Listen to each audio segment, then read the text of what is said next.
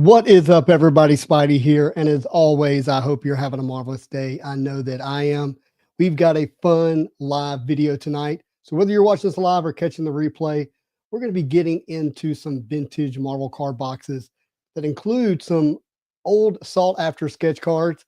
And it's going to be a great time. To help me with this, got my friends. Got Graydon here. How's it going, bud? Oh, I got you muted. Let me unmute you. How's it going, man? Here we go. I'm excited for this.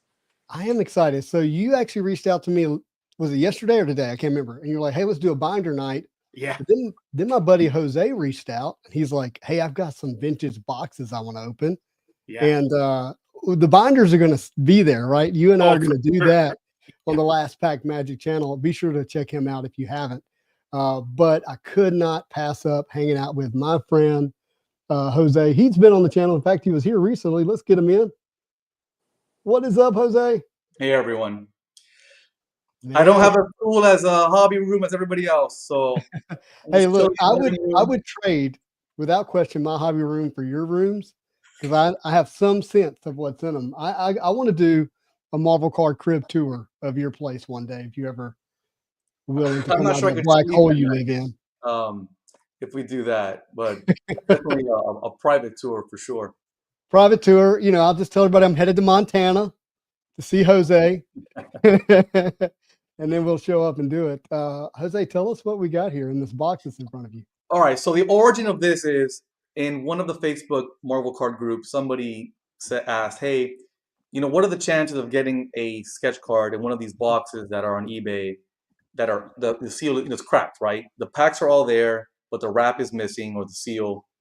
What are the chances of getting a sketch?" So, you know, a few of us responded, but the gist of it is, you know, a lot of these, you know, 90s, 1998 and then the Rittenhouse archives, they were guaranteed one sketch per box. So, you know, so theoretically, if the seal was missing but nobody searched it, it has the sketch still. But that doesn't mean that somebody didn't pull the sketch and replace the packs that they opened to get it with other packs in the same set. Right. So that's obvious, right? So what are the odds? I mean, it just depends on where this box was. I'd say over the years, I think it's like probably about 80% of the ones that I've bought have truly not been searched. And I think this is for science. This is for science. Yeah, it is. And I think people are inherently good. Most people are good, and they're not lying on these eBay auctions. They say, look, I found this in an old store. It was sitting on the shelf. All 36 packs were there. Like, that's quite a story, right? So, like, usually those turn out to be it. If they say, like, no guaranteed sketch, I don't know. Like, if they're it's already gone, and it's probably gone. You know, it's like me. I bought this box, but I did not buy it on eBay because these on eBay do make me nervous. Because they're what, one per case? Yeah. So I also brought one of those. And how long have you had that one? 10 years. 10 years. Yeah. So it's not something that you feel like's been searched. I did not buy mine off of eBay either. And yeah. So where here's I why bought it. So I'm gonna do 3 boxes tonight. You know, one is Marvel 70th, one sketch per box. One is Spider-Man 97. This is one sketch per case. This is the first Marvel card set with sketch cards. And the other one that we'll do is Masterpieces 2008. I call it A. That's also one sketch per box. Now, here's why I feel the best that this one has not been searched. You'd have to search the whole case. The whole case, yeah. Because, like, let's say you start opening one of these boxes and you get the sketch in the 10th pack. What are you going to do? Start opening another one of these $500 boxes and put 14 packs back in? Like, it's not logical for someone to make these boxes out of Lucy's because you're essentially opening every single pack in the box, in the case, to try to get the sketch. And Jose, I bought mine off this third-party website. They had one listed. It was $750. And I was like, you know what? Yeah, I'm going to go ahead and grab it. And what I thought was interesting, this is what gave me even more hope. As soon as mine got shipped, they put another one up for $1,000. And so they're not. I mean, yours even has a wrapper on it. I mean, you see what I'm saying? Like, they're going through a case, and they're just putting one on at a time. So no, your box is legit, man. I mean, 100%. It's very rare for these to be. So now I think what people do have to watch out for. some of these boxes, and I think this is one of the sets, it's got to say Sketchagraph. It's got to say look for a Sketchagraph in it. If I'm not remembering if some of these sets that they make also, especially Red House, they make a non-version, like a non-sketch version. Just be mindful of that. For sure, this box, my backup, this is the box we're gonna open if I get no sketches, is Topps Marvel Legends. Oh, you got one of those? It's gotta say custom cover. Look for a custom cover. Because there's a retail box that has the sketches are incredibly rare in those. They're not guaranteed one per box at all. Do those the Legends box? Those have a foiled parallel, and do those brick? Perfect. Great question. So this box that we'll open first tends to brick. It has a gloss finish, and a lot of the times the cards are totally bricked. It's not the end of the world because that's not what you're looking for in these. There's only you got plenty of that base. The base is not rare for that. Yeah, there's base card. There's a blue foil parallel to the base, and then there's a sketch card, one a case. That's it. There's nothing else. This is a huge it's a grand slam, or essentially. Did you bring a sketch nearby to show people? It's not nearby. I can go get one if you'd like. I got one. Here, I'll show real quick, just so people understand. This is the only one I have. Okay.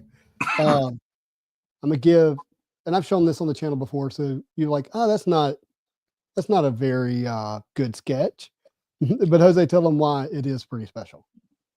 So of course, this is my opinion. So let's start with the facts. This is the first set to have Marvel sketch cards in it. That's a fact. Yeah. The other fact is that what they did is they asked artists that were working in the Marvel bullpen, doing comics, etc., to do the sketch cards for the set. So everybody on the set that did sketch cards is a pretty well-known, famous Marvel comic book artist. Right. The other thing that makes these very rare, there's only roughly 2,000 done for the whole set. That's it. So figure 2,000 cases, 2,000 sketch cards. It's a pretty tight run. So getting one is very difficult. Most people try to have just one in their collection to okay, I got one, right? And that's really cool. So they're really, really tough for the reasons that I just mentioned, right? The artist and how rare they are, and that they're the first Marvel sketch cards. Right. And you guys all know, you watching the channel, know how deep I've been in the hobby for now going on 4 years in the modern space, which is, for me, I stopped in 96, right before 97 as a kid. And I've only ever had the opportunity to truly buy one of these. And it was on this weird auction site that no one knows, like one of these weird auction sites.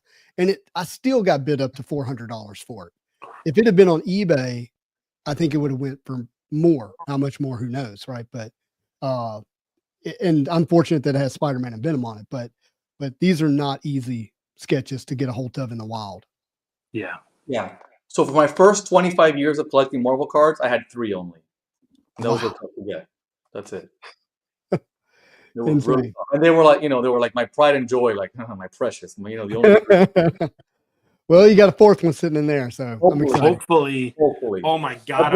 Last thing I'll say is I didn't know what again. I don't have a fancy collector room, so I thought I'll just hang something up behind me, some painting. So what am I going to put up? So I ended up going with this guy. This is Long Shot from the Fleer Ultra 94 set, and I brought him for good luck. Love that. It is Long Shot, but it's luck. You need luck, so you got it. Yep. So when I got that painting, I noticed you have to open it like this, like you only have 3 fingers the whole time to truly get the Long Shot luck. So some interesting things I never noticed in the card, but I noticed when I got the painting. I went back and I'm like, oh wow. First of all, yes, he did do only 3 fingers on the one hand, so he got that right. And the other thing is that you can't notice in the card is there are a bunch of bullet holes running across the back that have missed him. So he's just standing there like Mr. Cool Guy, and all the bullets missed him. And it's like a fortune tarot card, tarot. So that's behind. Oh, I didn't notice any of that in the original base card because we lose some of that when we translate from the art to the card. But it's a really cool piece by Bo Hampton. Just imagine if him and Domino had a baby. One lucky kid. Are we going? Let's go. All right, here we go. Fair warning, this could be bricked. Good luck, man. I really hope you get a sketch here. That would be so cool. All right, so they are bricked. Very bricked. Ooh. Very bricked, people. So you can hear I'm bending. Yeah. Oh, don't bend your sketch. The sketch Would the one. sketch brick though? That's what I was going Okay. to say. No. Fantastic question, Graydon. Right? It The wouldn't. sketch, because it has no um, Gloss. Gloss. it will not stick to the other cards. Okay. I've never had a sketch in a brick pack, because Marvel Legends I've opened a lot, and they also break. I've never had a Legend sketch stick to the rest. So the sketch does not break, which is fine, right? That's at the end of the day, like, these weren't worth a lot. So just know, again, when you're buying these online, or you find them somewhere, You're not doing it to grade it. probably like a 90% chance of them being bricked. So what you're saying is you're not going to grade any of these cards? I'm just joking. Oh, well, definitely I'll grade them, of course. Totally. obviously. Yeah. PSA 2 coming up. All Yeah. right. So for those of you who've Let's get never into the opened a screen, brick, cards before, what happens is, I don't know if you can see here. So you see this paper loss here? It's like a white spattering of paper loss. Yeah. It's very unfortunate, but that's what it is. Have you ever tried the method for unbricking them? I've tried many of the methods to Yeah. unbreak cards, and zero have ever worked. Really? So I was going to say, I've had a system that worked about 80%. I was very impressed, and I did it with 93 masterpieces. Okay. And I did a little video, like a science experiment of it, and it was the humidifier method. Remind me of the humidifier method. So what you do, you can go back and check out the video if you want. It actually breaks it all down in real time. But you take your cards and you put them in a humid environment with like a wet cloth, obviously, so that they're dry. And you put them by a heat source in your house and you leave them for 2 weeks. And then you come back and a shocking amount of the cards will slide apart. Humidifier? Yeah, so you take like a closed container and you put a little bit of water with a wet paper towel in it, put the cards up on something dry, on card stands or whatever, and then put it by the ventilation system in your house that's going to like move a bit of heat, leave it for 2 weeks, and then come back and try to separate them. So Jose and everybody watching, for those of you that want to try to unbreak these, check out Graydon's video. I will check it out. Try it out, man. I mean, these are really locked in, by the way. Those are. I'm sitting here. I'm just like, this might be the most bricked set I've ever seen anybody try to open. Yeah, you can build a house out of those. So again, it's a notoriously brick set. That's the unfortunate part. Going in, I knew like this is going to be brutal. Yeah, I cannot separate these like they have become one. Well, make it easy to find the sketch. Yeah, it should slide. It should relatively slide. And by the way, I've never pulled a sketch out of one of these boxes. Zero. I think I'm 0 for 3, maybe. I've been one. I've been one. Is that right? What are you asking? The umpire?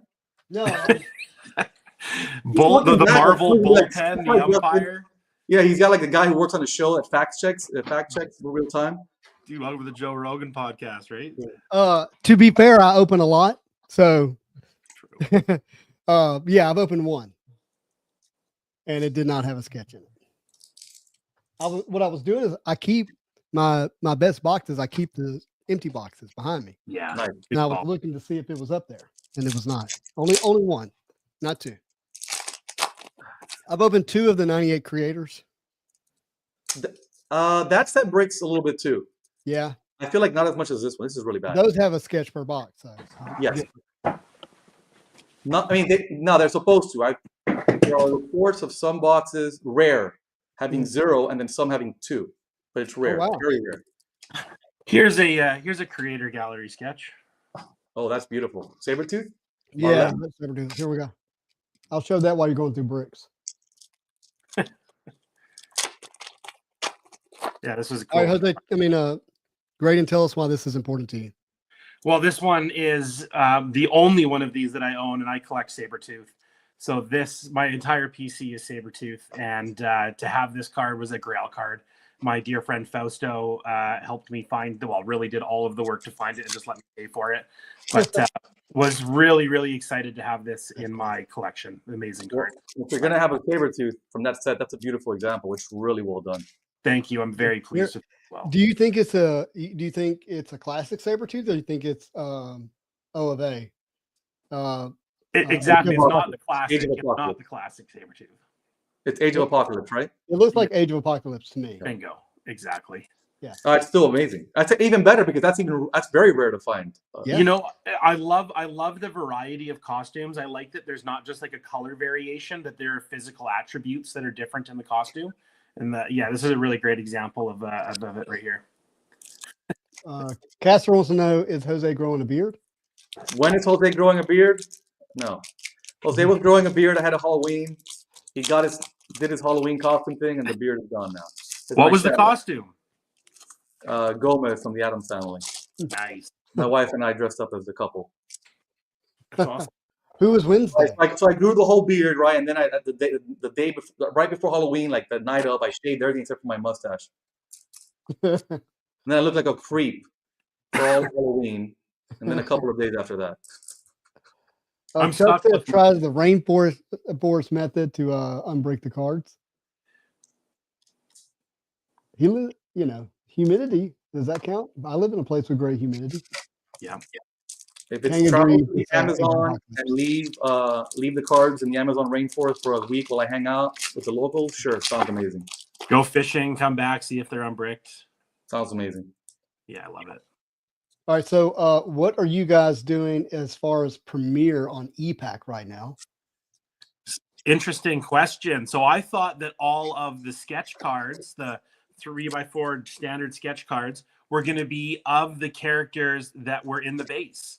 And Sabretooth is in the base, and I have not seen one Sabretooth whatsoever in the sketches. Really? Not one. Are there Sabretooth labeled sketch cards? That's what I'm getting at, is that he has a base card, and I have not seen one, not a single one, labeled Sabretooth in there. So I've looked and looked and looked, and I didn't find any. So I've almost completed that rainbow. I've gotten to, I need the of 5 and I need the 1 of 1, and I'm done with that one. And I've got the printing plate booklet as well. Awesome, man. Congrats. That's pretty great. Yeah, huge. Now I've seen Wolverine and Sabretooth together sketches. Okay. But not what you're referring to as the single trading card size sketch. Bingo. That is the back of it is of that character. That's right. Because I don't collect the booklets, I don't collect the 3x3s and all of that. The only thing I collect are card sized anything. So I went into this week saying the same thing. That's not how I've come out of the week. That's right. Because I thought I was safe to not have to go at Premiere because Magic isn't in the base set and therefore would not have an individual card with her on it. But I end up getting a dual panel, quad panel, triple panel, and I literally just paid for the quad panel while we're sitting here. And the individual sketch is a Colossus with Magic on it. Nice. Did you see the Fred Ian? Yes, for $3,000. Yes, it's beautiful. It's unbelievable, but I couldn't do it. Yeah, no, I hear you. You get a Fred Ian original for roughly that price. A published original. Right. Well, these are bricked. Yeah, so I'm gonna start showing at least the first card of each stack so people can at least appreciate the art. So for this set, every 9 cards, and they all land on the same sheet, 1 through 9, 10 through 18 is by different artists. So aesthetically, it's an interesting set. It's like pretty cool to look at. When you put it in binders, it looks pretty cool. The premiere drop was pretty wild. It was pretty wild. I was waiting for that one for a while. Jose, do you understand this statement? Jose has given the Lala treatment to the junk. Right. Obviously. Trash. Oh, that's cool. I will show y'all what I'm referring to. Oh, good. These, if I'm not mistaken, because again I can't see the back. I think this one's by Greg and Tim Hildenbrand. So for this set, they didn't do like full paintings like they normally do. They did like a white on blackboard. Really? Pretty piece. It's nice. With how bricked these are, I feel kind of blessed to have mine in a binder. Obviously, the old sets that you bought held up better, but this might be tough to put together today. I mean, out of boxes and stuff. Yeah. Unless it was temperature controlled the entire time perfectly. Like, Yeah. now, so by the way, some of these are now coming with double backs on both sides, so I can't even show the front. Jason, yes. Jose's open a 97 Fleer Ultra. It's very brick, which is not unexpected, but we're looking for the sketch. So since this is for science, I think it's safe to say that this seller realized that these were bricked and sold it after opening the first pack. No, well, there was no pack missing, but I really don't think so. No? Okay. I think, Again, he's had it for 10 years. Yeah, Okay. I think. But temperature controlled 10 years. Good. Okay. No. Good point. They've been inside my actual house, not in like the Okay, garage sorry. or anything like that. Sorry, I misunderstood. I thought this was one of the ones you just picked up. No, I picked the one I picked up this year. Gotcha. Okay, my mistake. Oh, here we go. Gene and Beast, Cyclops, definitely Hildebrandt. Definitely Hildebrandt. This is Hildebrandt, yeah. So then, did Hildebrandt do both color and black and chalk? I have an original from this set from the black and chalks. So that's why I know they did it as well. But you're right, they did this, and there's a weird one with them fighting some cowboy people. Is that this set? Is that this set? Can somebody fact check that? Kang said they did both.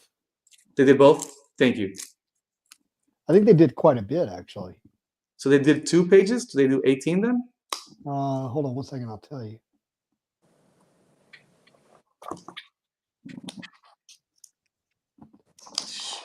They did the first 9 Spider-Man, and then they did the last, well, they 64 through 72. The Adventure. Those are the ones in black, in chalk and all black. Mm-hmm. Thank you for that, everybody, for fact checking that. Marvelous sketch. Rough. This is rough. Yeah. This is definitely rough. But this is watching. We're gonna get better as we go along. So we wanted to. Here's the thing. This is the reality of a lot of vintage Marvel cards.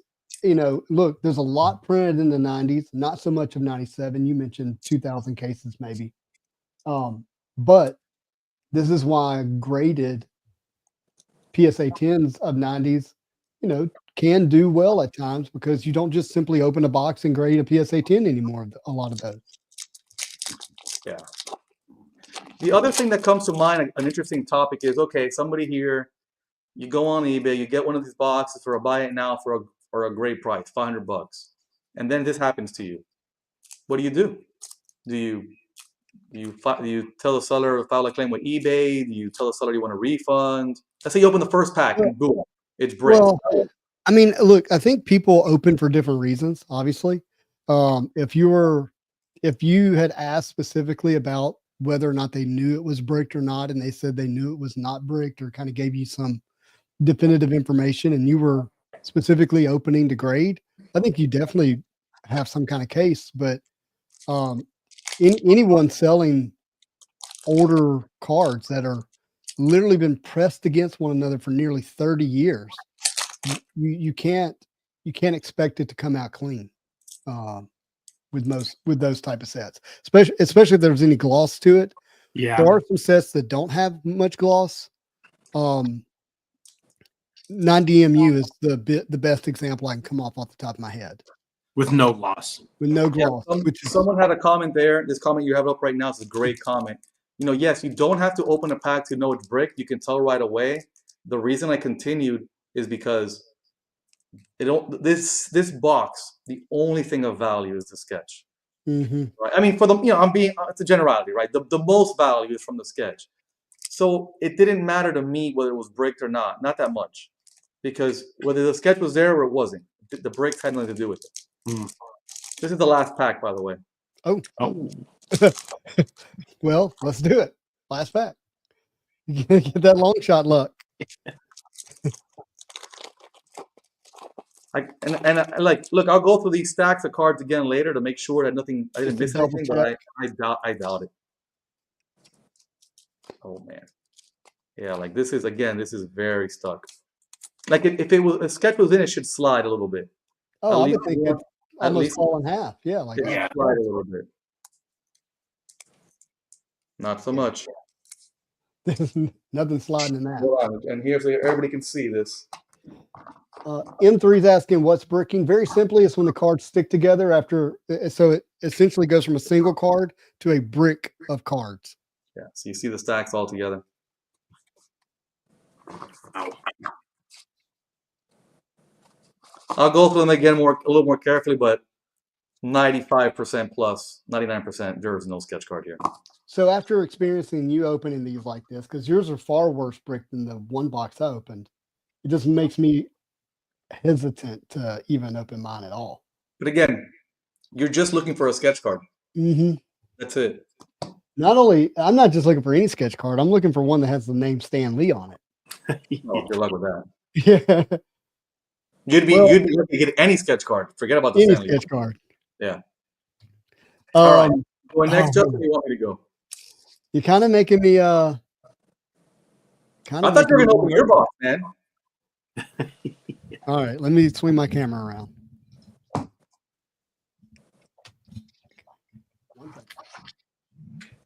I do want to see if there's a sketch in there. I really do. Oh.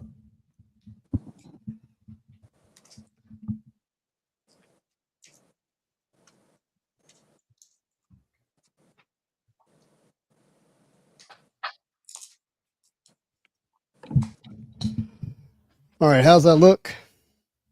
You look good. Knocked over my one sketch. By the way, I didn't buy this as an individual sketch. It was in a binder with other, like somebody opened up a box and put all the cards in the binder, and I bought the binder of cards. It's amazing, man. Yeah, it really was. All right, here it is. 97-year-old Spider-Man. Man, I can't believe I'm doing this. Wow, I can't believe we're doing this. You're going to get it. You're going to get it. I know it.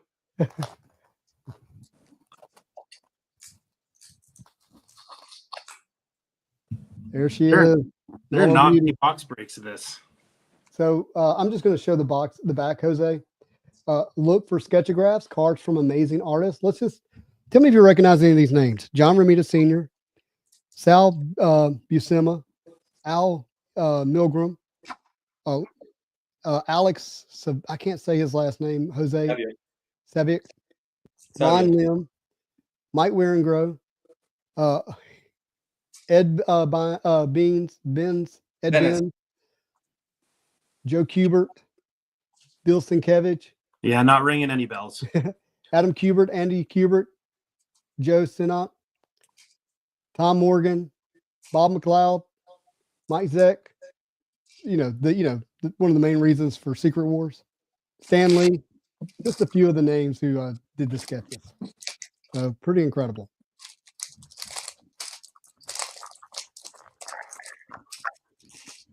Yeah, so who's who of the comic world? Okay, so now we're just wondering, is it going to be brick, number one? Because if it's not, I might can actually show some of the art. Could you imagine if we got a new release today and the sketch artist was that list of names? Some of them we still get. A lot of them we don't. All right, so hey, look at that. Not bricked at all. The little, just a slight brick. You're already winning, my friend. That's a Juiceco on the front, right? I think so. That is Juiceco. Now we get to enjoy some of the art. Spidey.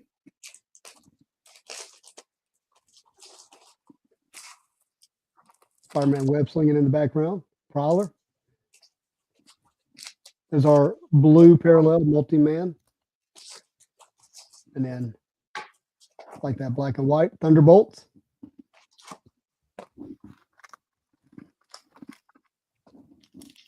Well, no brick in the first pack. We're not done yet. It may get better or worse. Who knows? I have opened a box before where one side was bricked and the other wasn't. Really? Yeah. That's a Juiceco Spider-Man. Look at that. A straight up masterpiece worthy there. That's a Hildebrand.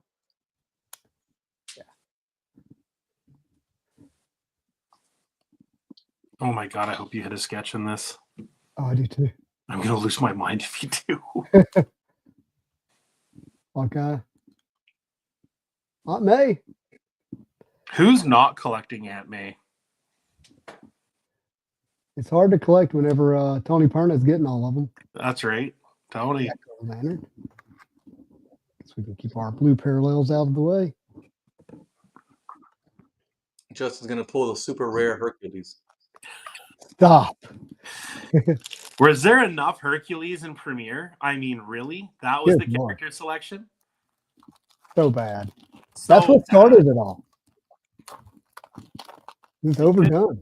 They couldn't have given us a couple of Sabretooths in that. We had to get an entire set of Hercules. Look at that, guys. That's cool. It's like Todd McFarlane level of art. Sweet.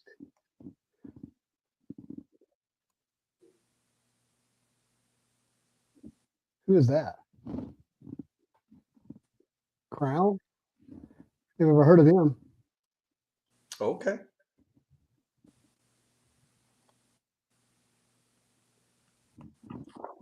So 2 blues per pack.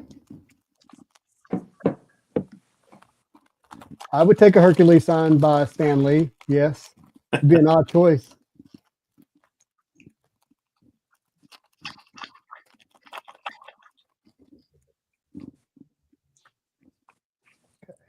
Who's that? Dragon Man, but who's the artist? Nelson from 95. The Castro. You can recognize it. This is Joe Quesada, I think. It does have a Joe Quesada vibe, doesn't it? Totally. Rhino, Hildebrandt, That's awesome. our blue. Justin, how often are you sending cards in to be graded? Is any of this for you going to be something you're going to send? With ComC a lot more often. I've been using ComC a lot, actually. I just got some in, I think, last week. I mean, no one can deny how the ease to move from ComC to a grading company. I mean, it makes a big difference. Really does. Now, Jose, I know you said you never hit one. Look at that shocker. Never hit a sketch out of this, but where do you think it's positioned in the pack? I really don't know. Good question, Justin. I mean, if I'm not mistaken, on the 98 sets in the middle, but this is pure speculation. I don't recall. Oh my god. Oh my god! What? Oh, killing us here, Justin. Oh my god! Oh gosh. Oh thought that was my it. god! Those white borders. There's I ever got been. my heart racing. Look, there's 3 Oh, white borders awesome. in that. Wow! Wow! At least we know what it might feel like to hit one. They're all like these white borders. That was terrible, Justin. Wow! I was like, holy! Like, Oh, that was fun. Oh, Oh, heart racing. my goodness! What's the most you've seen one of these 97 sketches sell for, Jose? What, over 3? Over 3? Yeah. that's a crazy card. Where's this painting, Jose? Not at my house. I wish. I've never seen it available. Right. Not surprisingly. How many do you think the estate has? What estate? The Hildebrandt estate. I think 0. 0. That's kind of cool. I think 0 because in the past when I've checked, they haven't had any. But again, that they told me. But Yeah.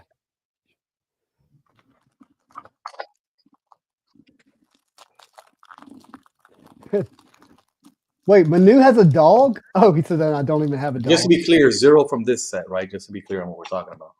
Okay. Yeah, I'm speaking of this set.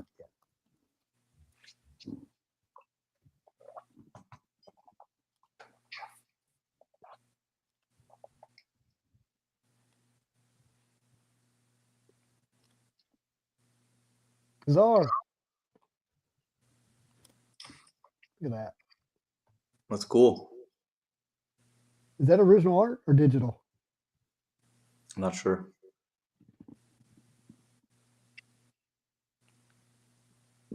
Edwin and Bats? I don't know. Makes me wonder.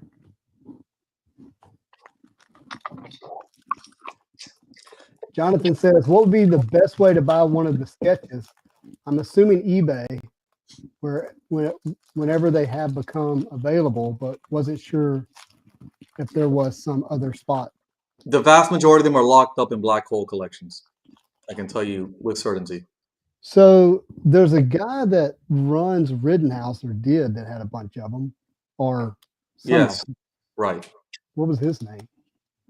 Robert Colbus. Look at that, Dr. Doom.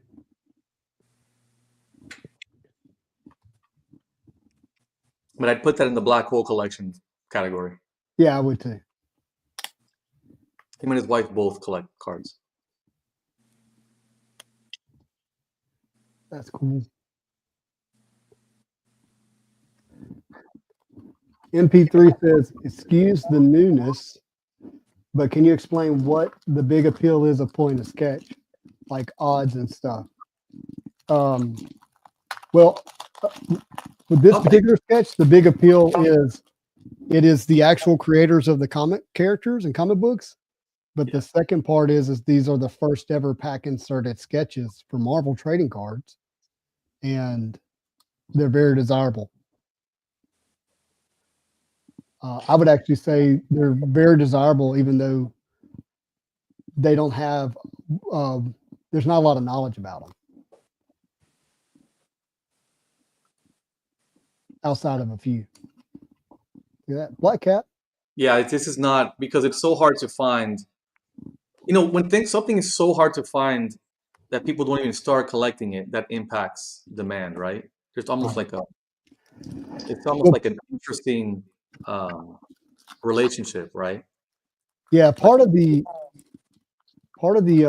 definition of value that most, evaluators hold or appraisers hold is there's knowledge, like you understand it. And if you don't understand it, someone's operating on your behalf that does understand it. That's like in real estate, you'd have a real estate agent who knows what they're doing. There's a huge lack of understanding. That's kind of a cool kingpin. Yeah, and I think, and I speak not for everyone that collects Marvel cards, but I think it's fair for a lot of us. We collect Marvel cards because we like the art, right? The Marvel cards, a lot of them, especially the early '90s, was all art created for a trading card. We got to appreciate that, and so a sketch card, which came out again in 1997 this year for Marvel, it's a way to have that original art now in your hand. Mhm. So the creators of the set said, "Hey, what if we gave the collector an actual piece of original art?" That's what this is, and not only a piece of original art, but from somebody very famous that is very famous in the comic world. A lot of those same people did the early '90s Marvel cards. So this is kind of like bringing it all together and giving you a chance to now like own that. That's part of the big appeal. Absolutely. And by the way, it's a one of one, right? Every sketch card, especially on this set, they're unique. This set has it has maybe one artist that repeated the same character and pose. Other than that one guy that I can think of, the rest of them are really completely different than the others. Yeah, and it's not said out loud enough, in my opinion, that when you're pulling a pack inserted sketch card, it is truly a licensed published piece of art. And nowadays, even with the modern sketches, they actually say on it, one of one original art. So Marvel is publishing that art immediately by virtue of putting it in the pack as an approved piece of art. That's a very fair point. Sure. And so, like where these were created with the painting and the painting being used for art, make that a published piece. The sketch card is a licensed, published, Yeah. pack inserted piece of original art. We often forget that Marvel approves every single sketch card. Mhm. Or doesn't approve. Fair enough, sure. The ones that make it into packs. Yeah, we're talking pack inserted. Justin, something interesting on that checklist that you pulled. Sorry, it was a blue parallel. It was. I was very happy. I didn't want to mess up the flow of the conversation. Yeah. But it was a parallel checklist, so I was very happy to pull it. I didn't know that was a thing. That's super cool. That's actually the first time I've ever seen, other than like a gold sig.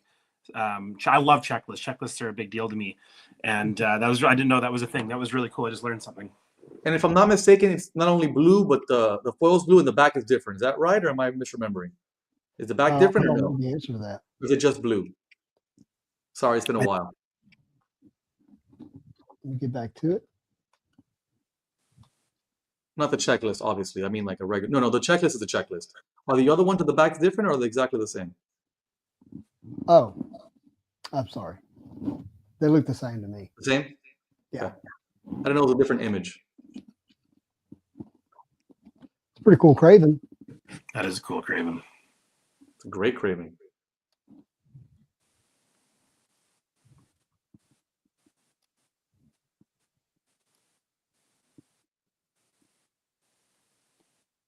Be right back. I'm gonna pull the sketch while you're gone. Oh, we got an upside down pack. Oh. Upside down pack. What does that mean? Oh, we got to open that one. Come on. I'm gonna wait on Jose for that one.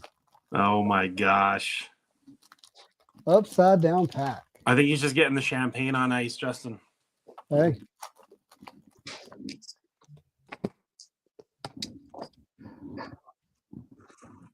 Jose, you see the upside down pack? Oh, the whole thing came out upside down? Yeah. Here's a red foot. Oh, that's cool, Electra. It would be No, amazing. I'm not crazy. I'm not crazy. Hold on. All right. Pause for a second there, Justin. All right. Wait up. Am I crazy? Maybe I am crazy. Hold on. I love that you have the binder to confirm, though. I love that. All right. Here we go. Are we? You being right or crazy doesn't have to be mutually exclusive. Okay. Here's card number 1 in red and in blue. Okay.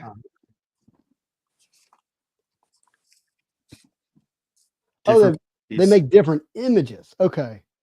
I mean, the whole back is different, right? I mean, yeah. When you put them together, the puzzle that it makes is a different puzzle. Very cool. Very cool. Yeah. That's good to know. Just want to confirm. All right. Are we opening up the? Yes, 100%. The upside down pack? I'm going to open this and it's going to be nothing but sketches. No, if it's nothing but Stanley. Could you imagine? All of them. First of all, I love that. I love that. That's awesome. No one would ever believe it. Second of all, yeah, that would be out of. You know, I'm looking at my binder. Like, is there anything in this set? Like anything special, a promo? Man, there really is not.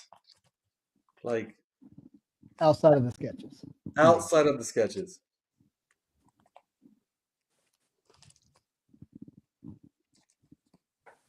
Carnage.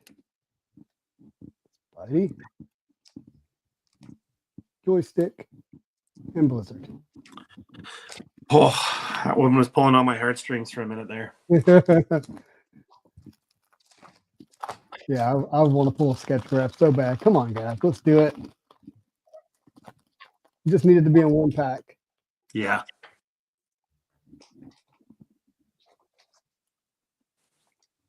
That's just such a great card. Yeah. Can you imagine that as a battle spectrum?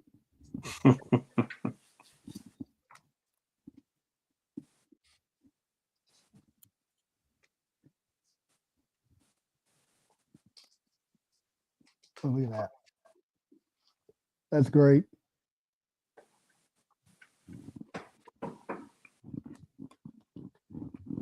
I really thought I was saving this for OAX.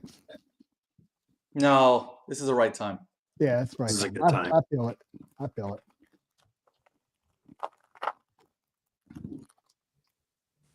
It's too much of a gamble for OAX, you know, like it's 1 in 20. Those are tough odds, 5%. And there's going to be so much going on then. 10% with me and you both. Right. Plus, I Well, want to take the sketch to OAX.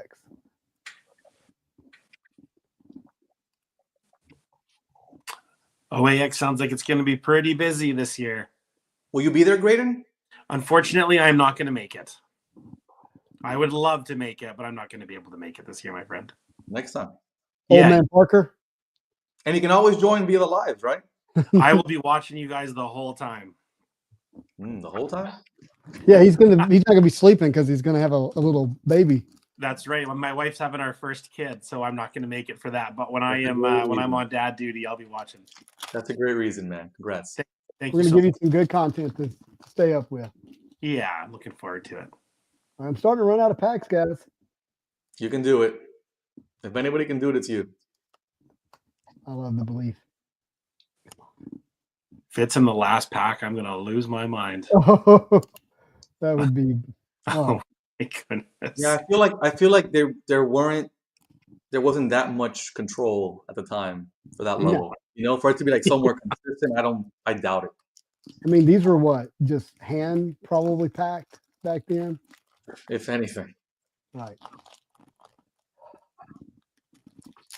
That's actually, so when we say one per case, we're not saying guaranteed per case, by the way. Right. Oh, interesting. Yeah, Yeah, that's we're just saying that's what it works out to, you know? I mean, it could be guaranteed per case, but that's unknown. right. That's a good point.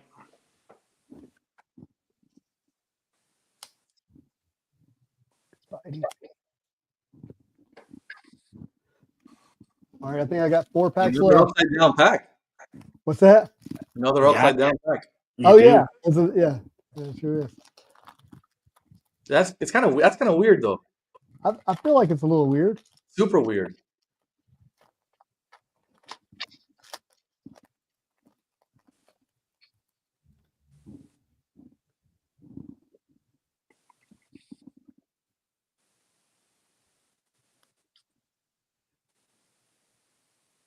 Sorry, I have so much anticipation.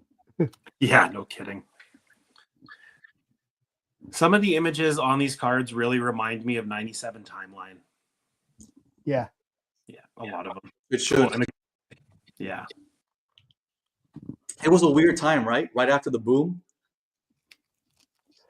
Like pretty Yeah. much in the down. Jose, you've been around collecting for a long time, but have you ever really thought through or read up on why Marvel went bankrupt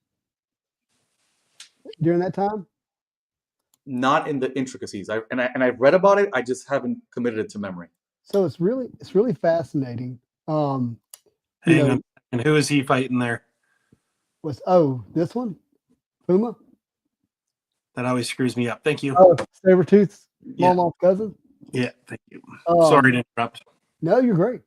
So, Marvel went public in the early 90s. And, when you go public, you've got to build value in your stock.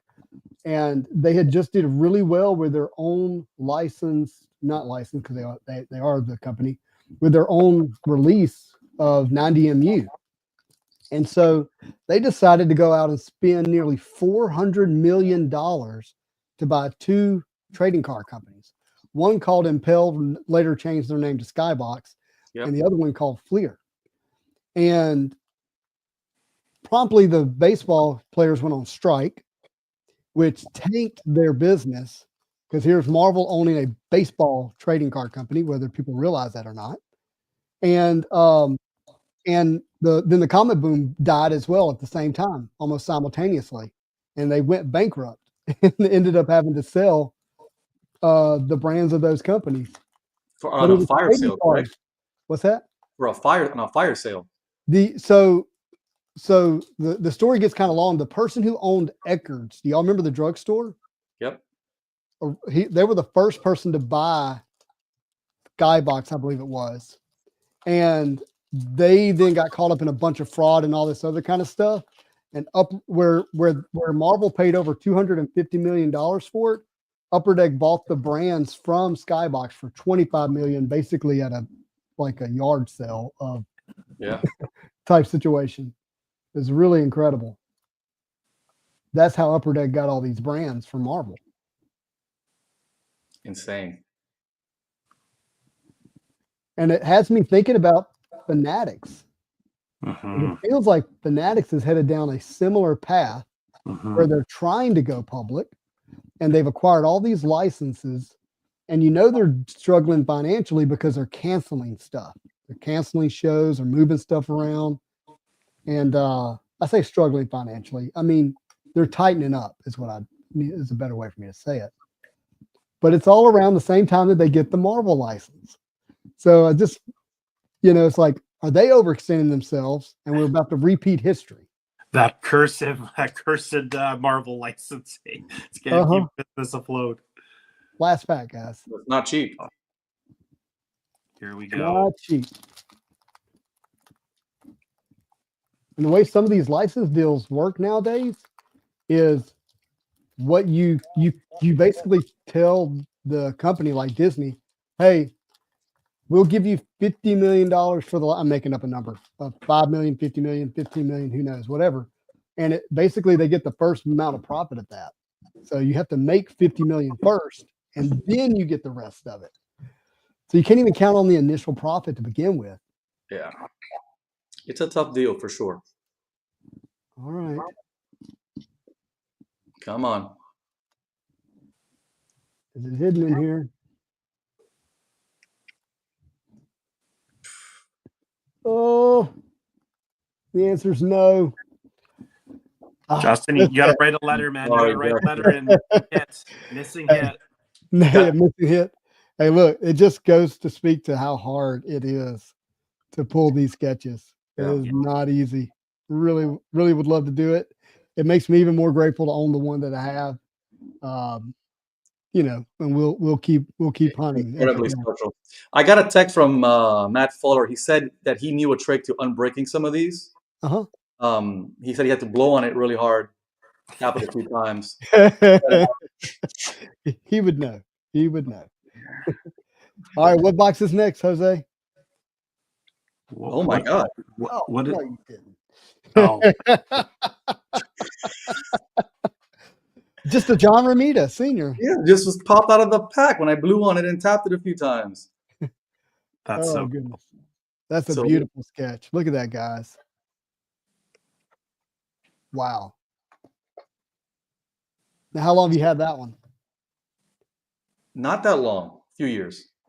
So the other thing it's reminded me of talking about is not only this particular set, the cards went out this size, artist drew on it, sent it back, and then the editor put a stamp, an embossed seal on it. Yeah. So if for those at home looking for like a pack inserted sketch from this set, Creators Collection 98 or Silver Age 98, it's got to have the seal on it. It's an embossed seal. See if you can see it on the camera there. Yeah. Yeah. Mine has a seal. I don't know if you can. Probably can't see it, but it's on there.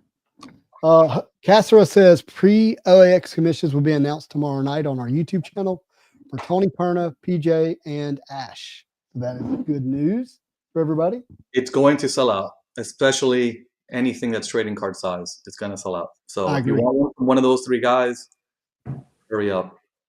As soon as it drops, you should grab one. And they're not expensive, relatively. All right, we're not leaving tonight till we hit a sketch. So that's the rules. We're going tonight till we hit a sketch. So this box, again, off eBay. I've only had it a couple of weeks. Hey, look at the serial number. Do you see the serial number? It's low. I like that. It's number 98. So 98 out of 5 or 8? 8,000. 8,000. Think about that. 8,000 boxes. 8,000 boxes, 8,000 sketches. And it may be more because some of them were loaded, were like archive boxes. Right. All right, here we go. I don't think I've ever opened a box from this set. I bought my set, a master set already built. Somebody else built it, and I just bought it done. I opened one of the. No. I've opened packs. I bought some loose packs in a comic book shop. These are interesting, to say the least. It's an interesting way to make a set. They want to try to get 70 years worth of content on these cards. This apparently is an insert. Okay. So you can't tell, but they're like cardboard, like old school. Mhm. I like that. That's cool. And this set is from 2010. So this is the crazy thing. Or 14, 15 years almost now. So if you think about it, if you were opening packs in 1990, that's like opening a box from 1976. Right. Whoa. Does that make us like super old? Yeah. We got old quick. Yeah, this is nice. Wait, That's a cool card. go back to the Hitler card. They wouldn't print that Don't get to anymore. say that in many box breaks, do you? No, I mean, it's I like to see them get them punched, but Hey, I'll say this. You complain about us, saying you're going to get a Hercules card. It could be worse. it could be worse than the other H word. But what an iconic cover of Captain America's first appearance, by the way. Yeah. Oh, by the way, so the last card of the pack was another T insert, T and a number. Do you think that's art made for the set, or is that That's just a great question. I've never noticed it anywhere, but it does look different. It does. Some good art on this. Look at that Wolverine versus Cap. Man, this is a famous. Is this Mike Zeck? Maybe I forget who did this. Hold on. I do not recognize that yeah, Mike Zeck. the trading card. This is by Mike Zeck. Yeah, this is a beautiful piece. Yeah, it is. Tribute insert, Corbin Studley says. Oh, wait. I love Chuck. Chuck says he was born in 1953, so he's closer to 1883 than 2024. What a great sticker. Very cool. Lawless says he had a poster of that art in his room growing up. Nice. That's a great poster. Oh, here's another one. Wow. 2099 and Hulk 2099. Anybody else on the live collected the 2099 comics when they were? Oh yeah, 2099 was great growing up. I've shown this before, but for my mother's Mother's Day gift, I did a large poster of 2099. And I just realized that. Hold on. Wait. I gave it to her as a gift. I drew and colored 2099 and gave it to her as a Mother's Day gift. Were you then like, hey, if you don't want that, I'm happy to keep it? She gave it back to me years later. I never understood why. Your master plan was completed. Yeah. But it's kind of cool to go back. I think it was like 95 or something. Whenever, I don't know exactly what year, but it's kind of cool to go back and. Okay, so again, I'm discovering this set for the first time. I haven't looked at my binder. So this is a base card, but it actually has a modern finish on it. Okay. So does every base card have a parallel of that? Look at that. I would guess. That would make sense. I love that card. Both of these cards are awesome. Yeah. What's up, Random Red Shirt? If you love Star Trek, that's your podcast. Some good dudes. There we go. That's a spot. Here, guys. Any other fans of Frank Brunner's Doctor Strange covers? Man, they're good. The art, yeah, absolutely. It's like legendary. I didn't know that name. I recognize the art. Oh yeah, that's him. Ooh, Hercules hit. No thanks. Should I put it aside for you? I've got it already. Oh, okay. PSA 10 though? Dustin, at this point, do you wish that you never opened those boxes of Premiere? Are you still I'm happy? telling you, it's insane how it's taken a life of its own. Oh, 100% it has. And a life of its own is a great way of putting it. Look at this. Because I have nothing to do with it. 100%. 100%. It looks like Looney Tunes. Wacky Duck number 3. This is like weird Marvel when it was what's something comics. Why can't I think of it? This is all Winners Comics. All Winners Comics? No, that's not what I was thinking of. Timely. I challenge a sketch card artist. Well, it's too late now, right? But it would have been fun to try to sneak in a sketch of this guy to see if it goes through. Oh, yeah. Maybe it's okay. Yeah, Stingray and Chuck, I was trying to think of timely comics. She-Hulk. Should I speed this up? Oh, man, dude. We're just having a good time. We got 120 people hanging out with us. Oh, I think you're going at a great pace. This is fun. There it is. The old marriage cover. Yep. Secret War. oh, there it is. Oh, Oh, Sketch. snap. Snuck up on you. Couldn't see her. The boobs are a little weird with the I was foot. about to say, I'm glad you said it, Justin, because I didn't want to say it. But Well, I'm not trying to be crude. no, not in the slightest. But you're right. You're bang on. I want to guess at the artist, but I don't want to. Fuller. Where's Matt Fuller? If you say sketch card 3 times, I hear he appears. Before coming on, I showed Matt my entire sketch collection. We were just having fun checking out stuff, and he nailed it. Like, he's crazy. All right, so here's for those playing at home. Do you keep opening this up knowing you probably got the only sketch card in the box? Good question. Here, I have to think of for you specifically, Jose. I mean, you could do it as like a fun giveaway at OAX to some kids. Great idea. Just the packs? Just the packs, yeah, because there's not another sketch in there. Yeah. There shouldn't be. There shouldn't be. Rittenhouse has a lot more control over their yeah. quality. You already have a full set, but you don't. I mean, obviously, you just want to make sure people know that the sketch is not in there. Yeah, I want to keep the box. I need one for my binder, but yeah. By the way, I flattened my boxes and put them in binder. I think you can put them in binders. Her chest says 44. C, apparently, I don't know. Yeah. Lots of comments. I'm not going to respond. Yeah. You're not going to put them on. Yeah. Hey, we're now 2 for 2 on the gambling, like the risk of gambling on these. We did. All right. So I'll open up a modern box. We'll do beginnings here. So let me get situated for that. What a variety tonight of boxes to open. Yeah. Good. I'm so impressed you guys still have sealed product. I don't even have sealed cheese in the fridge. You know, you'd be proud of me. I have held on to that 97 Clear Ultra 97 box for a while. But, you know, in regards to how long I normally keep sealed product. And I've had this for probably 3 weeks, 3 or 4 weeks. Nice. I have a couple dozen sealed that guaranteed sketch for like a rainy day, which today became it rains all the time where you live. Well, right? It kind of does, yes. I am very excited to open this box because I have not opened the Volume 2 Series 2. This is a fantastic set. Yeah, and are we going to get Volume 3?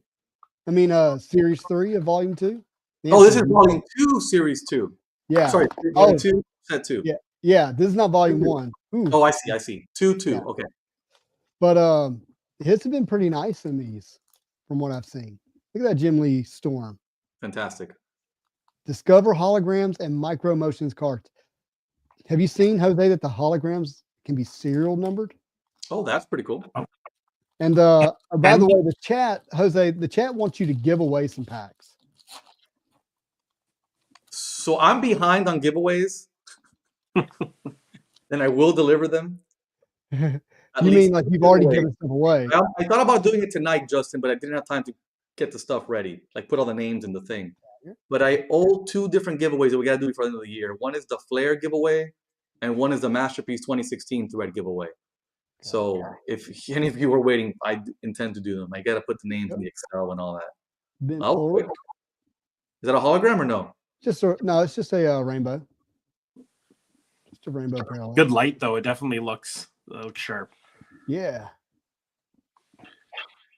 So I'll go ahead and say this while I'm sitting here, because does this all look good in the camera? Looks great. Yeah. Because I've been getting asked more now than ever, it seems like, about my setup. And this is just my iPhone plugged into my MacBook. So nothing crazy. If you have an Android, I can't help you. Satana.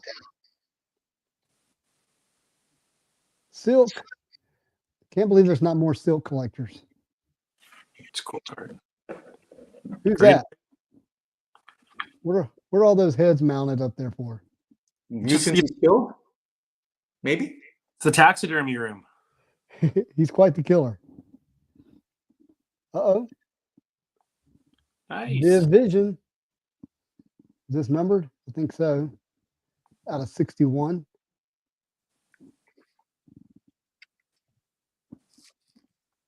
Spidey. This image gets used so much, though. Wish they stopped. So many good Spider-Man images out there. They reuse them. I just can't for the life of me understand it. Nuke.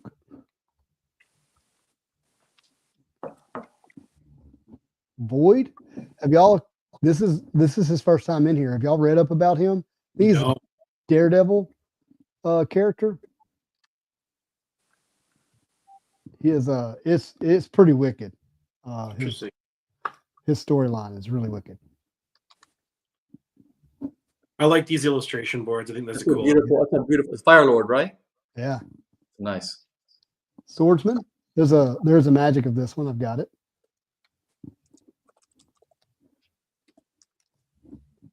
Doom 2099.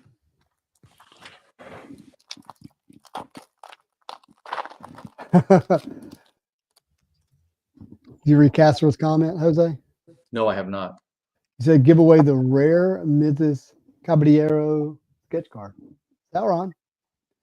That's not allowed to be shown on the Spidey Hiss channel. Oh, what? Thanks, man. Heavyweights. Cool. Sentry. Angel. Classic. Magus. Are you sure that's not the Void, the darker half of Sentry? Oh, you know what? You might be right. It looks like who is the new Daredevil character that I'm thinking of?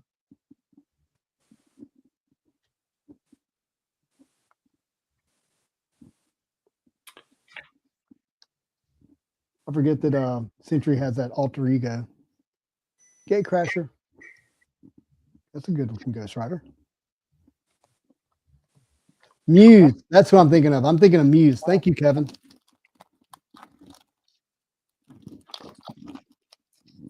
Is he going to be in the show? Are they doing Muse in the Daredevil show? Guys, that's crazy. I'm not sure. That's going to be a crazy storyline. That's going to be dark, too. Goodness. Other than Charlie Cox, who are they bringing back? Well, Punisher, they're bringing back. Ron Barenthal's coming back as Punisher then. But what about the supporting Daredevil characters? Oh, yeah. I think they're all coming back. Is Foggy the same guy? And is. I just pull a Richter. Good Lord. I mean, there's a lot of random characters, so like the odds are. Yeah, but Richter. I like Richter. These beginning sets are actually pretty good blasters as well. If you find them in the wild, they've got red supernovas in them, and they're a fun insert to throw a binder together of. Oh, nice. We got something else here. Oh, and an orange. Speed Demon. Another fantastic character. Whoa, and comic cut. On a 199. A Daredevil comic cut. Daredevil #1 from 1998. Daredevil is in it with someone else. Kevin Smith and Joe Quesada. That's cool. 16 to 35. Yeah, I'll take that. That's one of the best inserts in this set, are the comic cuts. Oh, yeah, no doubt. 100%.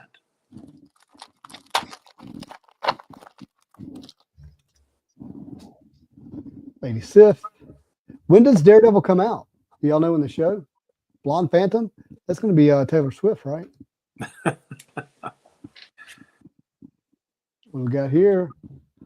Cosmic Annihilation, Mantis, Jimmy Woo, Wolfsbane, and Gargoyle. The inserts in this are way better than the last beginnings. Yes. You're talking about Volume 2, Series 1? Like yeah, that's right. Most recent release? Yeah. Yeah. That did not land well. People just didn't even open it. It wasn't good. Which is too bad because there are comic cuts in that too. Ooh, look at that. Here's your Good looking Black Bolt. Micro motion. So I looked, according to the interwebs, the new Daredevil comes March 4th of next year. Oh, it's that far And out. it looks like pretty much everybody's coming back. Charlie Cox as Daredevil, Vincent D'Onofrio as Kingpin, and then Deborah Ann Wool as Karen, and Eldon Henson as Foggy. So, and of course John Barenthal as the Punisher. So Yeah. I like that they're bringing back the same people and not some weird reboot with other totally different actors. Dr. Cecilia Reyes, man, I am pulling all the bangers. 6 out of 199. Feels like if you ever opened a lot of X-Men Metal, those were the like 4 characters you didn't want. That is one of the things with beginnings is there's a lot of obscure characters. Graydon, can you answer Perfect Stacks question? I don't have the chat in front of me. Oh, here, I'll pull it up. Sorry. Is the comic cut insert set actually called comic cuts? I'd like to be able to look at the checklist for the characters. I think it's called comic clippings. With beginnings, it's usually clippings, and then with the Flair Ultra products, it's called comic cuts. And I'd like to look up the checklist for the characters. There should be a checklist on any one of the sites that you pull up there that you usually use. You're correct. It is called comic clippings. I just looked at the card. Yeah. There are sketches in this product. It is possible. Hey, Blake, are there any great pulls yet? So we're opening. I opened boxes that I bought on eBay without a wrap that might have been searched. The first one is just a tough pull. Justin and I each opened a box of Fleet Ultra Spider-Man 97. The odds are 1 out of every 20 boxes for like the only real insert, and neither of us pulled it, unfortunately. Then I opened up a box of Marvel 70th, and I pulled a sketch card that was. Let's just take a moment. Oh, Lordy Lord. And now, in our 4th box, no, bring it back. Hit of On the our night. 4th box of the night, Justin has pulled a Hercules hit.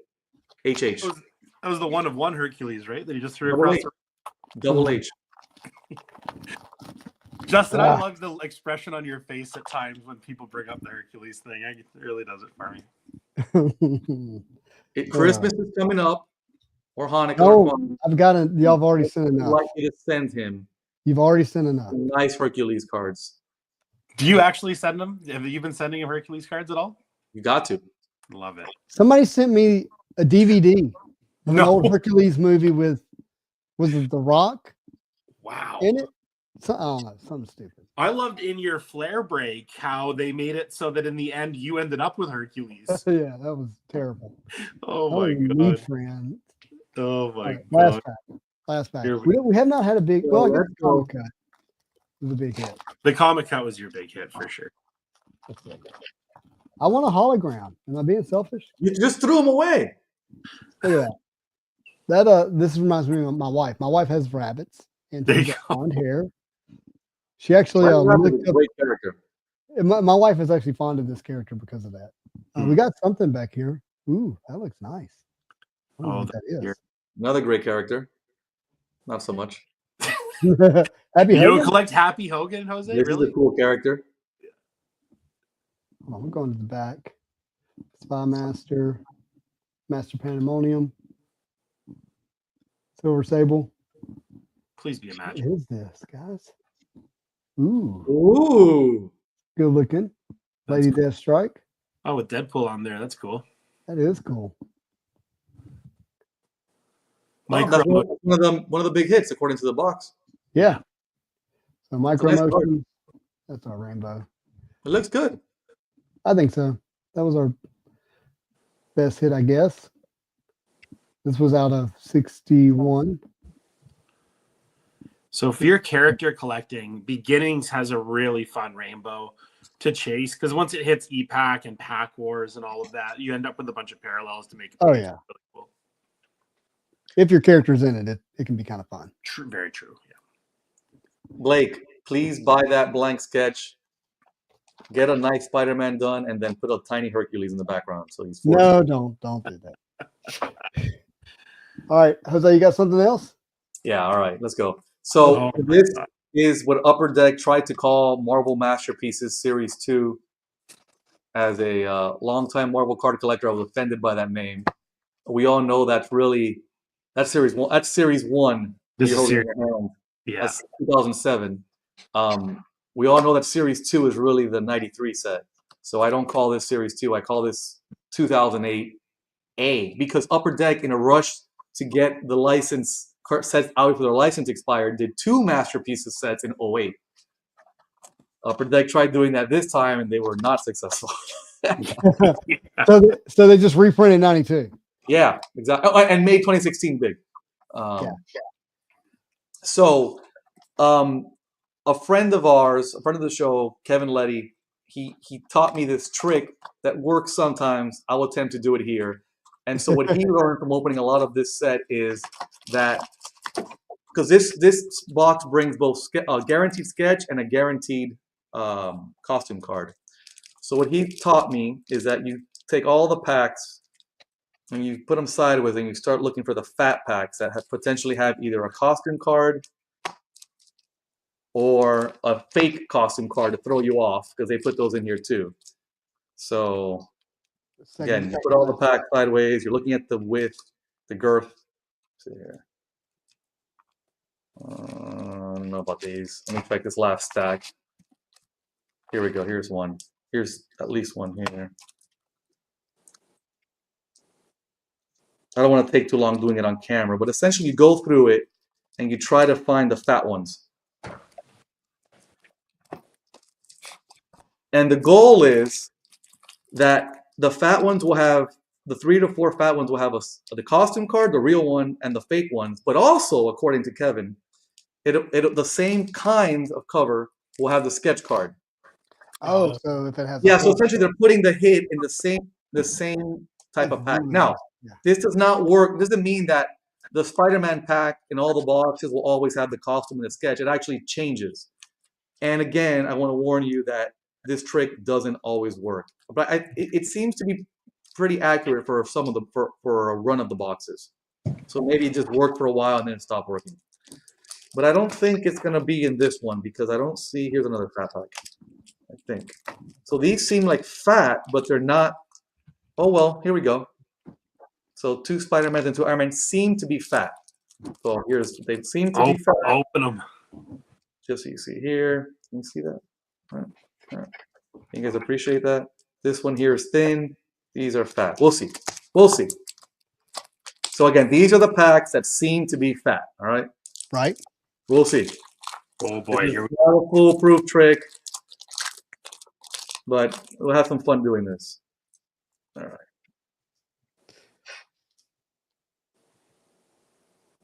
So there is not a thick card here. It was not a fat pack. I didn't pick the right one. Here is a beautiful Storm. Oh, yeah. All right. Nick says, Spidey, what do you end up doing with the base stack? You mean from the beginnings? Man, I'm sucking ass. I mean, I will, Wolverine? Oh, nice. I will open I'll build my binder set if I'm building that set. Is what I would generally do with it. Beginnings are so large, though. I don't know that, and they're not going to do the third release. I did not pick the fat packs. So I may not keep these at all. So I did not pick the fat packs at all in my rush to pick them. I don't think, so far, none of these have been the fat packs. I didn't find it that easy, that one. All right, this was a fat pack. Okay. And it's the dummy. There's a It's pretty the dummy fat pack. aggressive Shanna. What is going on with that? Good luck getting away with that today, eh? Well, they were losing the license anyways back then. Yeah, true. One of my favorite caps. Very cool. By the way, Jose does not have a favorite character. I do not have a favorite character, no. Let me check. Sorry, what is that thing you pulled there? What is that Upper Deck thing? It's a cardboard piece of nothing. So it's not a redemption. Okay, copy that. No, it's meant to trick you to not let you just pick out the costume card, even though the costume card isn't that expensive. Right.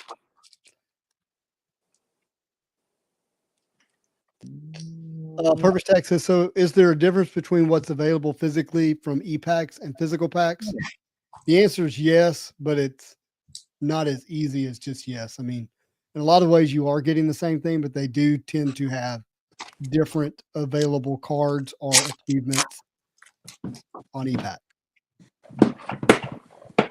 Most of what you can get in physical will also be on e-pack.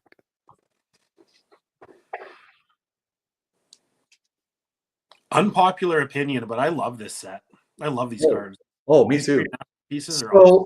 Okay, so this set, the masterpiece, again, I call it 07, 08A, and 08B. Upper Deck called this series 1, 2, and 3, which made no sense. They used original art made for cards. So all the art was made specifically for trading cards. The vast majority of it was made by well-known comic book artists, but it was first used for Versus System. Yes, exactly. It was first on the used for the Versus System card game. And then essentially the editor of the set went back, picked out his favorites, and made the sets, these sets out of that art. And now we're going to get them for a third time. Oh, they're gonna put them in Spider-Man renditions. Oh, got you. But right? What in renditions?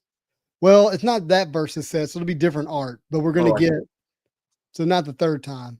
We're going to get Versus System art in Spider-Man renditions. So the question will be, if it's standard Versus System, most of it's original art. But if it's Versus 2 PCG, which is a 2-player versus game, well, they're all 2-player. It's like made to like you buy the set and it's already ready to play. Right. If it's that one, that's actually comic book reused art. Most of it is comic book reused art, recycled. So have they done pre-orders yet for the new Weapon X Versus? It's launching like in a few days. Few days. I think in the next week. I plan to get a box of that. I'm not seeing the freaking fat pack. I'm gonna give up looking for the fat pack because I don't have the time. With enough time, you can pick out the fat packs. But I'm not gonna bore everybody on the video. John says, so will UD have to do away with Marvel e-packs on December 31st? They have said that what's on e-pack will continue to operate on e-pack. I don't know like what the exact deadlines or dates are. It's my opinion that they just have to release it by December 31st, but they can continue to distribute it after it's released. Cool, Silver Surfer. Everyone doing achievements is hoping that is the correct answer. I mean, with that, I think the achievements are fine. I think the only thing that I would see would be at risk is, can they sell packs? Well, that's what I mean. If they can't sell packs, it's going to become awfully hard to do some of these achievements. Well, they'll blow them out before they eat them. Yeah, I don't know. My gut tells me they'll be able to sell what's already released. They just won't be able to release it. I agree with you, Justin. I think that seems to be the logical thing that it would be. Otherwise, they wouldn't be rushing this stuff out to try to sell it all in a month. Exactly. Yeah. Or we're going to see the biggest Boxing Day sale of the Marvel world. Oh, I would love for that to be $1 a pack. Yeah, let's go. Let's go. I just don't expect it. Yeah, that's right. Yeah, I mean, whatever it is, they know already. You know what I mean? Yeah. Whatever it is, they know, and they've hashed it out with Marvel and all that. Look, 92, the Marvel Masterpieces, 92 Platinum. What a name, by the way. Yeah. Look at that, Sabretooth. Oh, look at here. Yeah, that's a good card. That's a great card. That's a big set. Like, there's going to be a lot of it. I think, if every card's a hit, then maybe not, but it looks like it's going to be a lot of it. And it's also going to be on e-pack. So I don't think they're going to do a simultaneous release on e-pack.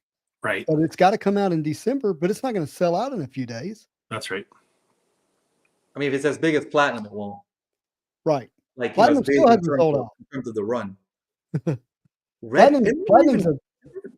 People love Platinum, and Platinum's been there for months. That's how big it is. Yeah.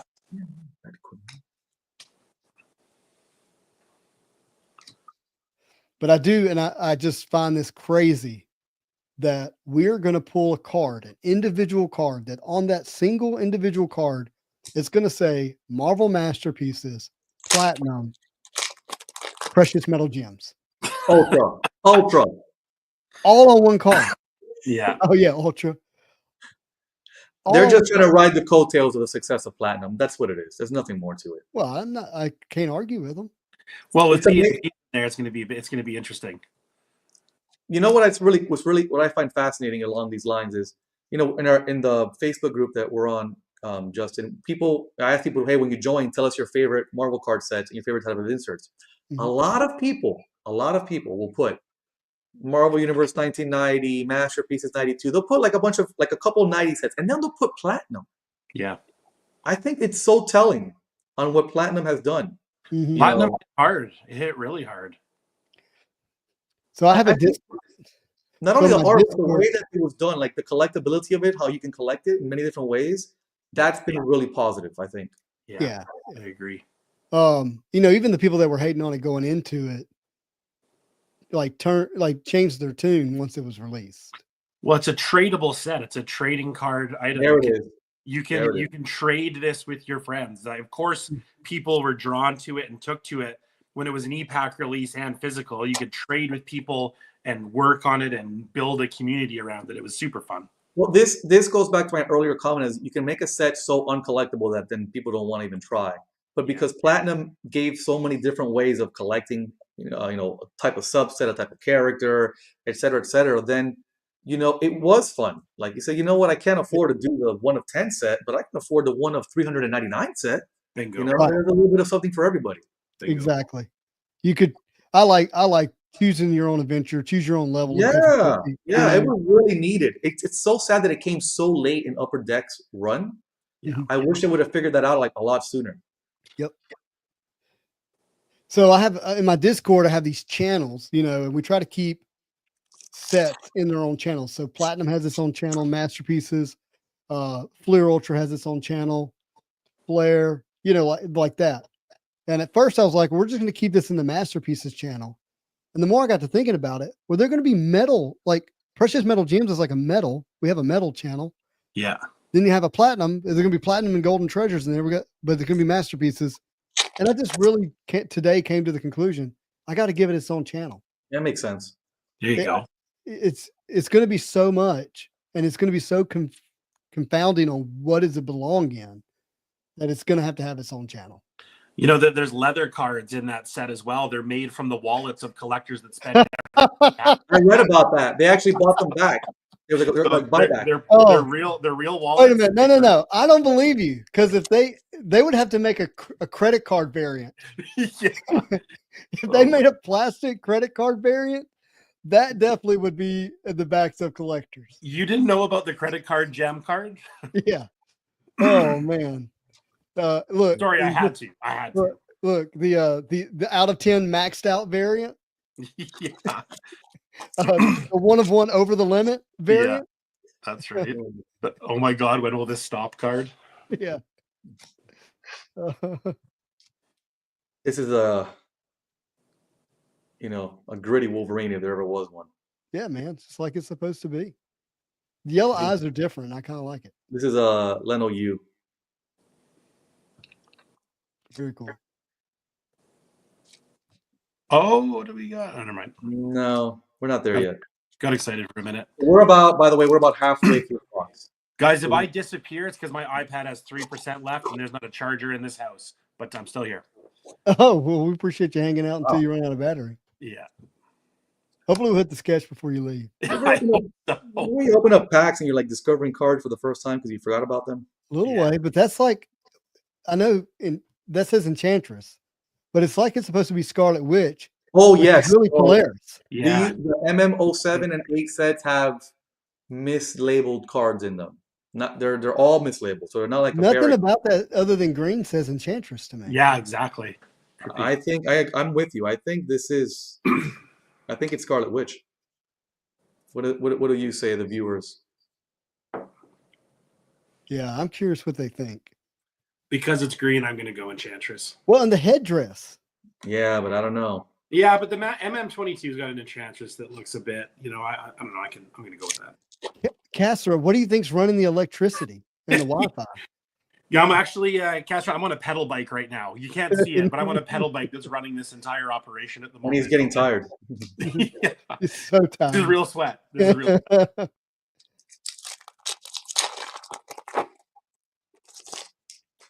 Is there another thing to open after this? Or is this the last box? Well, there was only a backup box in case we had no sketches somehow. Okay. We technically hit one. Now Because listen, every time I leave the stream, Justin opens up a box of MM22. So I just want to make sure that I'm. Yeah, let that me- did happen. Yeah, that hits. And I did pull a really nice sketch. let me remind everyone that this box did not have a seal, and I'm not getting a good feeling so far. Like that, the fat packs and all that. Mm-mm.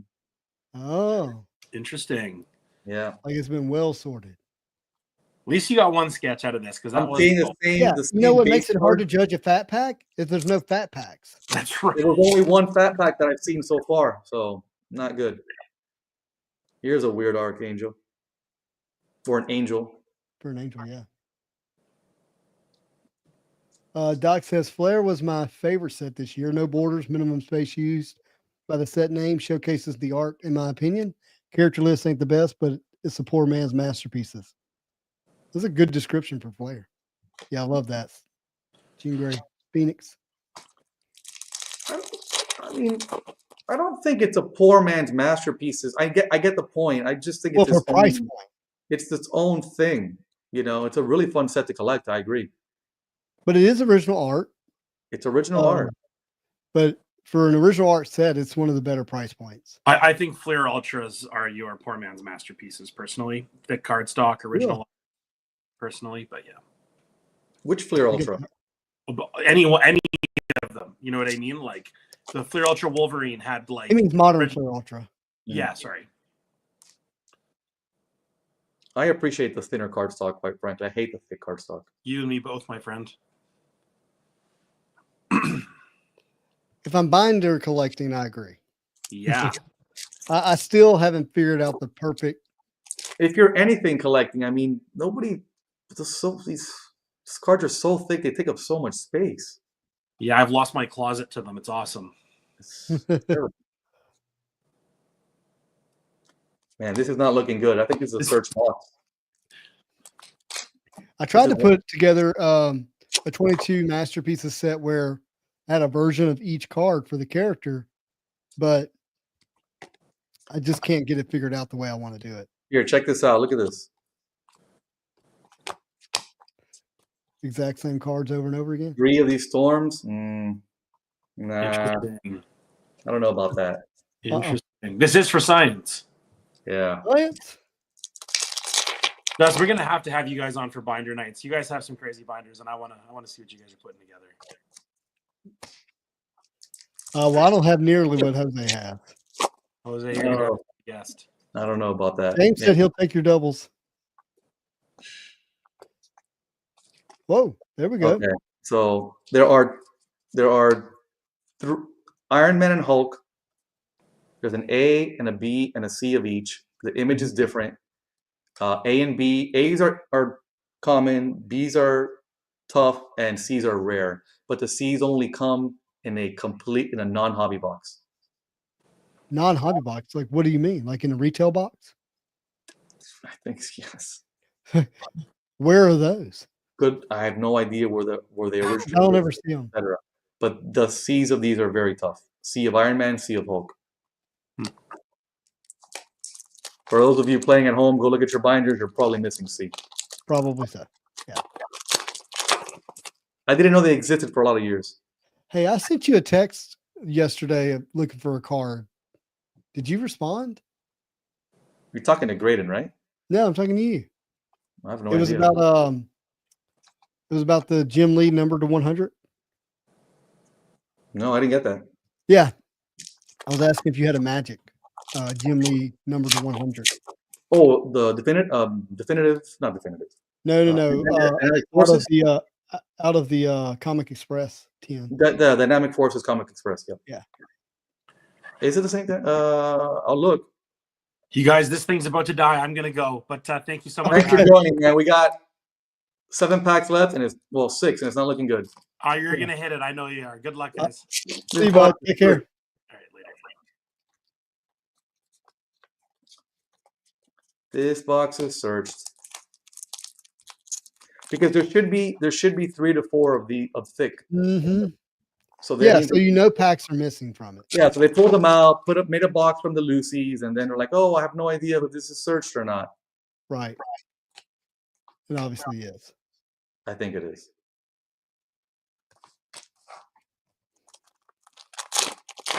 Not a fun one.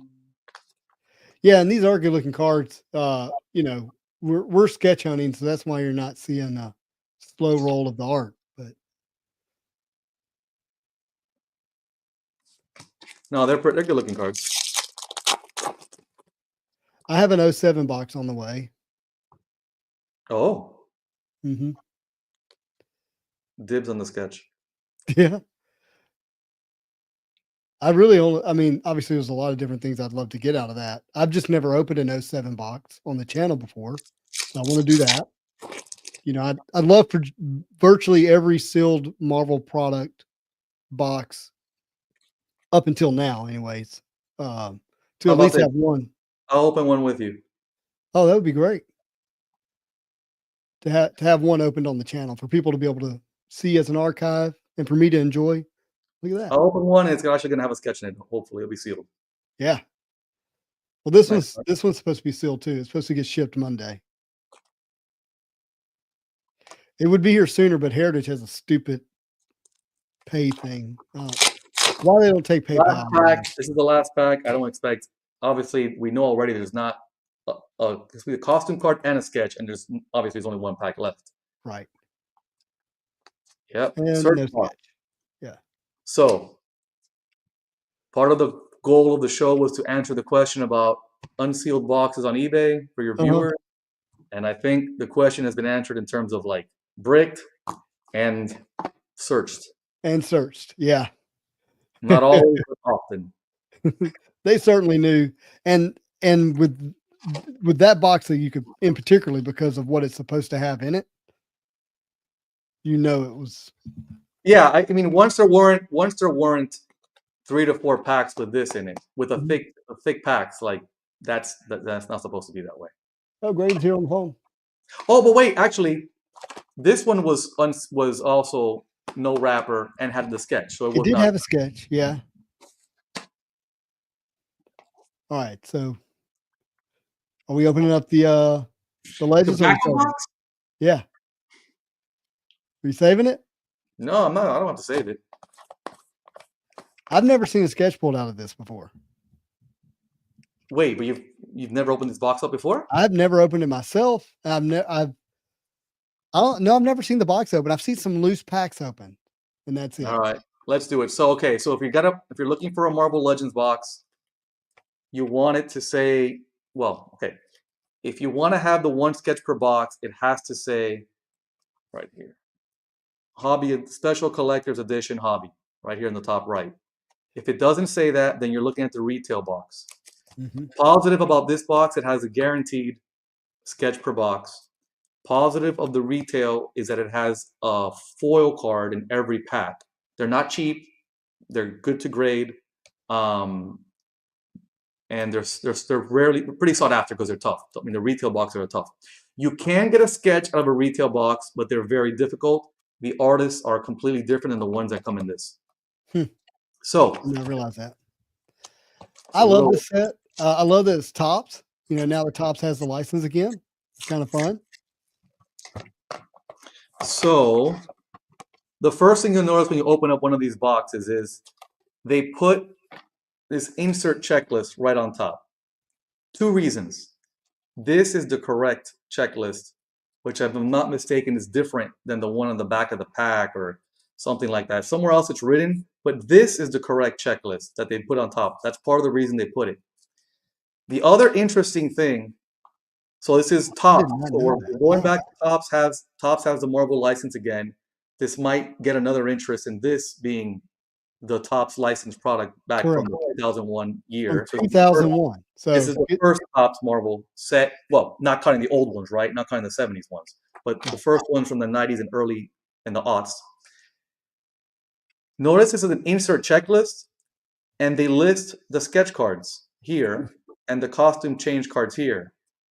I find that interesting. I've always found it interesting from a collecting standpoint because they're telling you, Topps is saying, the sketch cards are inserts, and we want you to try to make one for each level. So the Right. way one way to collect a set is get one sketch card from each of the levels 1 through 6. Or if you're crazy, you can even push it harder and go one per artist.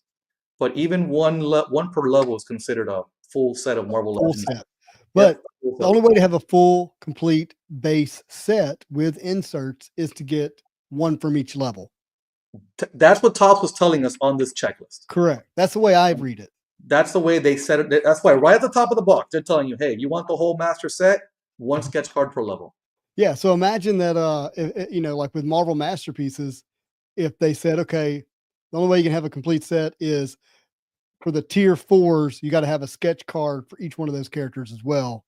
And they were randomly inserted with a special back that had it listed as number, you know, 101, 102, 103, like something crazy like that, Yep. which would be fun.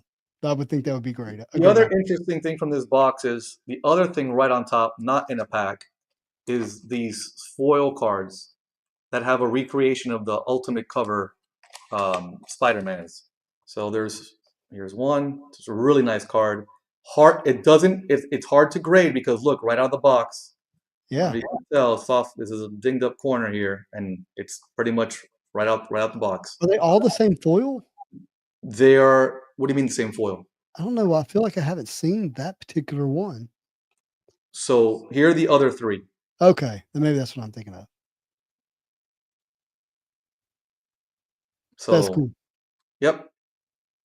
These are not in the retail boxes. See, collector's edition, one in every collector's edition box. You got to open 4 boxes to make them set of 4. We'll moving right along. Smart. This is what the box. So 2 rows, 18 each, 36 packs. Let's go. All right, best of luck. Pull the sketch, first pack, and then you can stop. So the sketch card could be not great. I'll tell you right now. All right. So when you say not great, you're talking about the quality of the sketch. Yeah, the artists are all great. Yeah. The quality of some of them is not great. They were meant to be like they were certainly done as like quick sketches, not yes. Sketches in the literal sense of the word, and they're called custom covers for Topps, because they used in a novel way. They used so the Sketchagraphs used like a art stock, like a comic art stock mini. Topps used a they call it custom cover, so it looks like the cover of a comic and it has a space for the drawing. Yeah. All the art in this set was done specifically for this set. So this is original art on the card. The whole thing, original art. I love it. Now, of the artists that are on that sketch card checklist, which one is your favorite? My favorite and what I'd love to pull are 2 different things. Yeah, I knew that. I'm setting that up. I think my favorite artist might be Humberto Ramos. Okay. Maybe that's I just think it's so his art still stylistically is very cool. But then I'd love to pull a Romita would be cool. Sure. John Romita is on the set. That's cool. He's like level 3 or level 2. Level 2. We'll go back to our handy checklist, won't we? Only we had a checklist. John Romita's level 2, but who I ideally what I'd love to pull is Dick Giordano. That's what I'd love to pull. Number 1. Number 2 would be Bob Layton. Number 3. So the toughest is the Punisher by Steve Dillon, but they're all the same. They look the same. We've never seen a different one. Okay. There's one on eBay right now for like $10,000. So wow. All right. So level 1. I'm not promoting that. I'm just saying if you want to see what it looks like, eBay, Steve Dillon, custom cover, there it is. And by the way, this is also a Punisher by Steve Dillon. This is the only Marvel card that I'm aware of that he ever did was this right here. This one Punisher. Because why do you think that Steve Dillon to be the hardest one to pull? Well, so that's a great question. Why did Steve Dillon do the Punisher, and why was he the hardest one? Steve Dillon was working on the Punisher comic at the time. At the time, okay. Or like at the time he's creating the comic, which is I think really cool. Venom looks great. Storm looks great. These are great. This is by Humberto Ramos. It's a great piece as well. Yeah. And look, there's a little bit of paper loss here. Like, these Yeah. are sticking a little bit. This set also sticks, unfortunately. So That these was, are not that's going to what I be. expected. Yep, these are sticking. Not all of them will stick, but a lot of them will stick. So how many of the Steve Dillons do you think were put into the product, if you had to guess? If I had to guess, between 20 and 30. Interesting. 20 to 30 of each of the level 2s as well. Oh, so they're not any more rare. There's just more level 2s. That makes, okay. So the John Romita This is collectors over the years trying to yeah, calculate. no one knows the exact answer, right? So this is not like, hey, this is the Bible, this is how it is. This is what because we've calculated out, a lot of people have calculated out. So it's about 20 to 30 per level 2 and level 1 per artist. Yeah. So there's like what I was going to say is there might be just as many Steve Dillons as John Romita, but there are 3 or 4. I think John Romita, if I had to guess, he did like 30 to 40. 30 to 40. Yeah. But there's more John artists. Romita is the more common one of the 3 level 2s. Mm-hmm. John Romita is the more common. Leighton and Giordano become very, very difficult, especially Giordano. And then John, how do you say his last name? Zop? Zop, yes. Zop. He has like the most, right? No. There's Iron no Man way. by Kerry Andrews, 1,600. We know that number for sure because Kerry numbered every single one. Wow. Okay. And that's how we were able to calculate some of these odds, because we knew for certain some of them, and then we kind of did the rest. Got it. Now, is it true that there's another rare version of the actual cards that's got a stamp on it? Yes, those were inserted into Topps 75th anniversary. And what is the stamp? It's a buyback. They're a buyback. Buyback. So in that set, Topps bought back all the sets they've done, not all, a lot of the sets they've done over the years, and they've stamped them and put them into packs. But how rare are they? Because I don't see them. Extremely rare. Extremely rare. You know anybody's put together a set? No, because I've never seen a duplicate of any one card. So maybe a buyback of one each, maybe. Could be. Okay. This is all like our best knowledge, like not for sure. This is all the best I can do based on what I've seen. Yeah, and you don't happen to have an example that we could see, huh? I do. You want me to go off camera? Yeah, I would like for you to go off camera because I think it's important because I don't think it's ever been shown before or shown very much. I don't like to show it very much either, but I'll go one. I know. Well, we're here to educate. Yeah, that's fine. Whether you know it or not, you've moved into that part of the space. So this is when you open this, if you open this box, these packs, the inserts, the regular inserts, they look like a base card. So this is an insert right here. This is costume change A. I did not realize that. 68. Okay. So what they did for this is the artist did one regular one and then one variant. In a different costume. Yeah. I'll keep that aside in case we get another one. And I probably the red Daredevil's really nice. The non-costume change version of that. Yeah, Blake said, yeah, Jose's dropping knowledge bombs here. Love it. And James says we're all learning tonight. I agree. Look at that rogue. I'll put that aside. That's a great rogue. That's by Randy Green. It's like a lot of this art reminds me of what Todd Knock's art kind of looks like today. Of what? I'm sorry? Todd Knock, like current artists. Well, Todd's does full color art. And a lot of these artists that did these since they were, Todd's a cover artist, if I'm not mistaken, right? Right. So he's doing full color work for the most part. These people are not, remember, traditional comic artists back in the 90s and before that, they didn't do full color work very often. So they're either pencilers or just inkers or both. Or both, so the people who did this base art, they didn't do the colors and they really weren't colorists. Got it. But I like sometimes where you do have different artists penciling and inking and then one person doing the coloring because it allows for some variety in art, but you get a similarity throughout the set. because Well, the coloring is similar. remember the art. Look, I'm not a comic book original art collector per se, right? But I Mhm. believe, and someone can speak better than I can to this, but I believe part of the reason for that is time, right? Like it takes a lot Yeah. of work to crank out a comic in a month, and for someone to pencil and ink and color is just not feasible. Right. So you have somebody cranking the pencil, send it to the inker, that person inks, and then they create like an overlay and they do the color separately. Mhm. That's the only reason we can do a comic before in 30 days.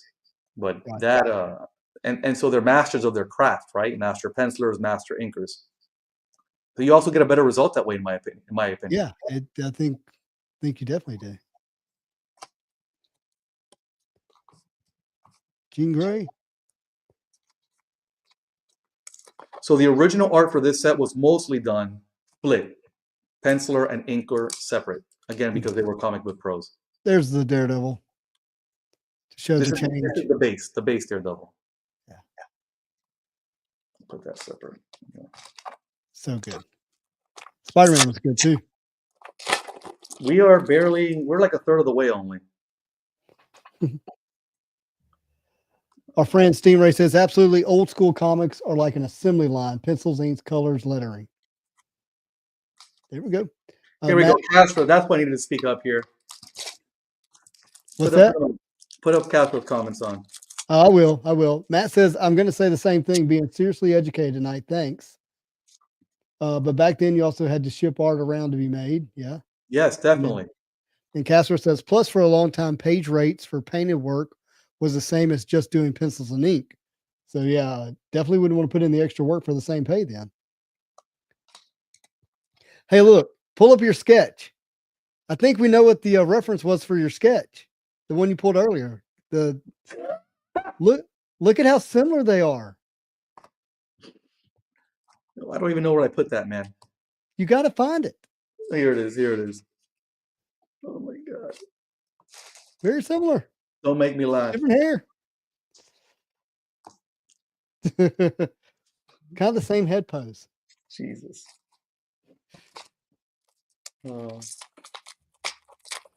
Castro says when Sienkiewicz did Electra Assassin, he got paid regular page rate for his fully painted art.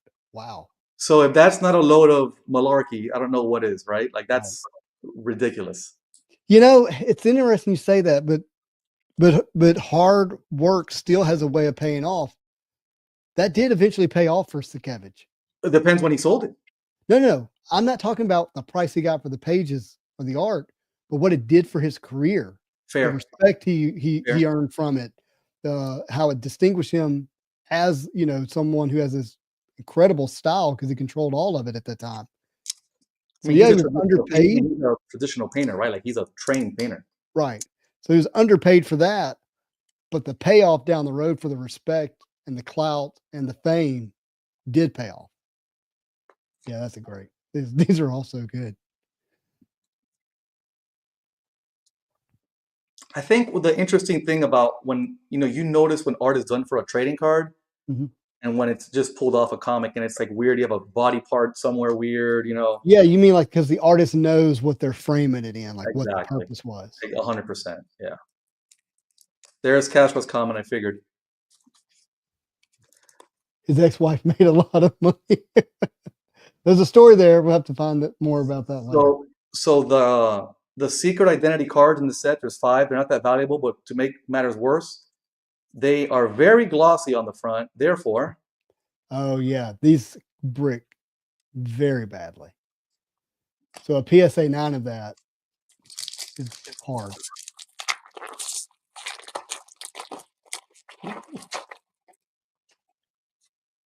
These are. So did I ever tell you about the conversation I had with Sienkiewicz at San Diego Comic-Con about masterpieces? Like what he told me directly?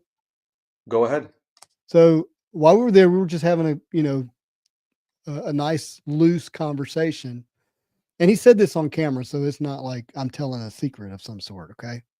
But I asked him about masterpieces, what he had done in the past and the potential of ever doing a set in the future.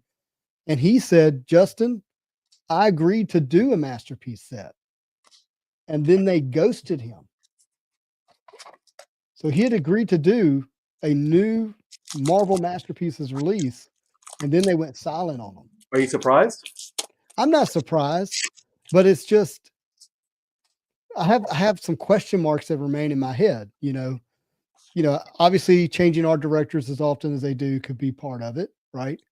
But then there is a strong rumor that the other masterpiece artists had been selected and had been doing work on the set already, but he did not say he had started doing any of the work, so it wasn't him.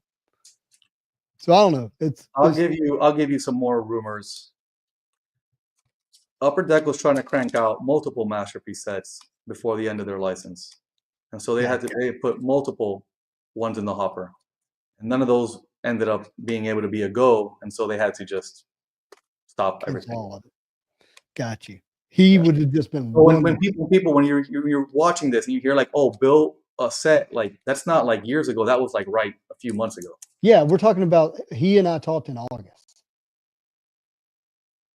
So he was going to be a masterpiece artist, but then they couldn't get the license extra, extended. Right. The details of what they could release a set after they started, yada yada yada. So then it would have been huge for him. Not that he needs it, but for him to be able to do 136 pieces of original art. Yeah, it'd been great. Well, I think he works relatively fast for a painter, if I'm not mistaken. Again, exactly. Capra and Stingray can speak to this better than I can. But he would have been a good choice, a great, not a good, phenomenal choice. Phenomenal, yeah. It's interesting because as a small kid, when I mean small, I mean like 6, 7, 8, 9, 10 years old, I did not like his art as much. I have a much greater respect for it today as an adult. You know what it is? I find that artists like him, if you just see a single piece or a couple of pieces, you're like, what's that about? It feels out of place initially for Marvel. Feels out of place. But then when you see the body of work and the style, then you're like, I get it now. Yeah. So he was telling me that the reason he was doing New Mutants back then is that Marvel thought they were going to lose the youth, and so they didn't want to, they had a great reader base for X-Men, obviously, but it was aging. And so they wanted this new style, the New Mutants, to really reach the youth of that day. And I guess if you were an 80s kid, maybe that was a strong tie or draw. But, the art that first grabbed me was, mainly Jim Lee and with X-Men in the 90s. So in 1990. Todd McFarlane in 89. So, which is very different from Bill's work. Yeah. We got people calling dibs on Ghost Rider. Stingray says he remembers the Wolverine card from 93 Masterpieces, and at the time he didn't get it. And that makes sense. Especially that that set had such a wide variety of artists that it was difficult to appreciate any one piece. And they weren't even on the same page when you put them in the binder. So especially on the heels of 92. On the heels of 92, exactly. Great point. It's not until you start seeing the body of the work, or if you put all of the Bill did together, you're like, oh, I get it. And then you sandwich it in between 94, and you're like, yeah, 93 just. It's just weird. But really, those are like, what we're all like, man, those are just heavy hitters on 93. Just fire. Incredible stuff. Julie Bell's Iron Man to this day, her Silver Surfer to this day in that set. Still some of the best masterpieces art ever. Good old crimp error for the binder. Oh, yeah. There you go. To remind me of the night when I got skunked on 2 boxes. two very expensive boxes. Oh, man. These are sticking a little more now as we go down.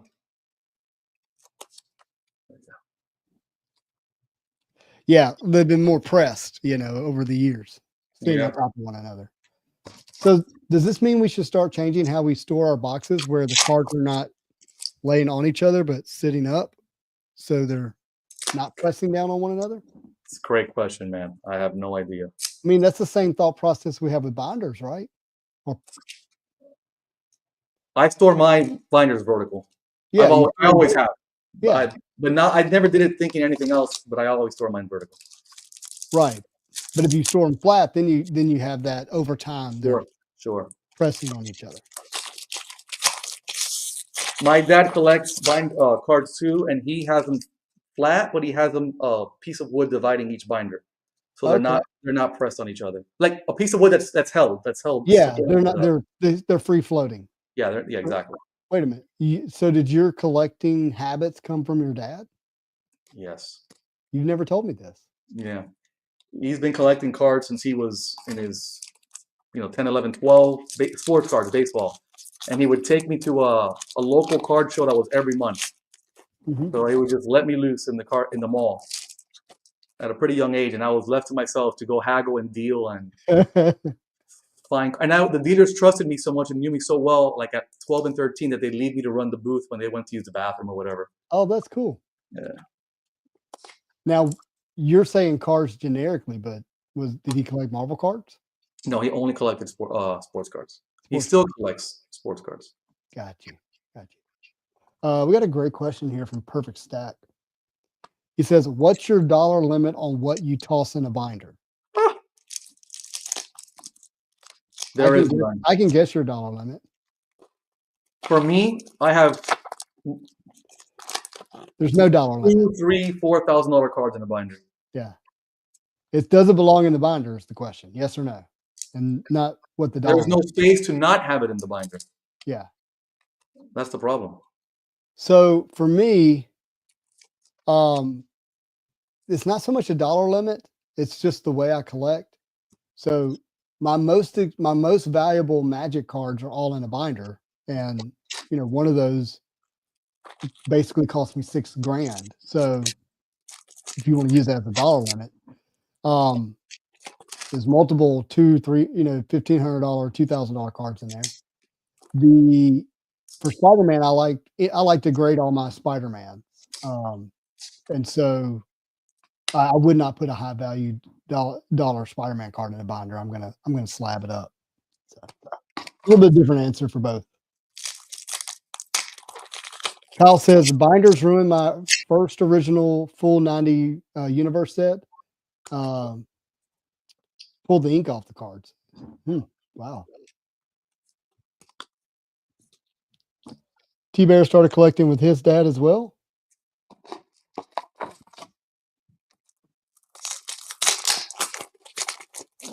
We're down to about 8 packs. I'm not worried about. Oh, here it is. Oh, thank goodness. Oh my! So what did you do, man? I was due a good sketch on this. I was due. You were due a good sketch. Okay. Yeah, because I've probably opened a dozen of these boxes, and they've all been crap except for one that had 3 sketches in a single pack, and those were they were decent. They were pretty good sketches. Three sketches, 1 pack. Wow, is that a mistake? Yeah, it's a mistake. Okay. But I've never pulled anything higher than a level 6 and 5. I've never pulled. And for everybody keeping score, the lower the level, the better. Level 1. Yeah, so I've always pulled the level 6 and 5 artists. I've never pulled better, and I'm due that there's something in here that I already took a peek at.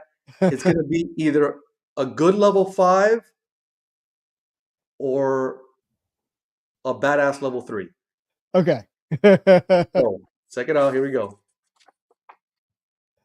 So level 5 is Hulk, Perlin, Eigel. And level 3 is Sean Chen and Humberto Ramos. So it's one of those. It's going to be it's an X-Men cover. I'm going to tell you right now. There it is. Okay, X-Men cover. This is a custom cover sketch card. I'm already happy. So it's only like great or amazing at this point. Let's go. All right. Come on. Interesting. So I know for those of you who might not seem that awesome, but this is a Jamal Eigel, and it's a totally unique character. Very unique. I'm trying to figure out who is that. Who is that? I do not know. Wait, is that like Cyclops' visor hanging around his neck? No, that's not what that is. No. I wish Fuller was on right now. What's going on with the eye? Like the It's got like a slash on it.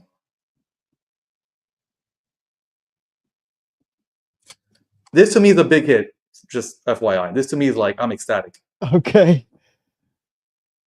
But I still can't figure out who the character is. Yeah, the Cable. There is a Cable vibe to it. Like that was supposed to be his metal. Like the I don't know. That's interesting. Maybe he messed up. He's like, yeah, I'm just shading this in. I got 9 packs left. I don't know if I want to keep on going, but Yeah, that's cool. here, I'll be right back. And so, do you know what level that is now? Did you? Yeah, this is level 5, but this is a unique character because I've never seen it before, and that's what I want. I want a different character by this artist. Like this is a focus artist for me. Sweet. I would tell you some of the sketches I've seen out of this have not been that good. So no, it's I hear you. I hear you. Justin, I'm gonna run and bring the buyback really fast. Go grab it. I'll hang out with you. I'm gonna answer some questions. I'll leave this here. I'm gonna get those buybacks. Oh, okay. I got it. We got who is the son of the Sentinel, the main villain of X-Men? That was Bastion. So I don't know if that's who that is, but maybe it is. PR Cable. Yeah, the eye makes me think of Cable as well. That's what I was thinking.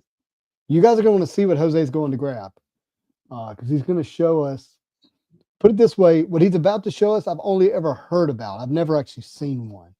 And it looks like we're going to see 2 of them. So if you're not familiar with what a buyback is, it's when in a new release, they literally buy back boxes and packs of an older set, an older release, and then they stamp them or mark them in a unique way. Sometimes they're hand marked, and they put them back in the packs.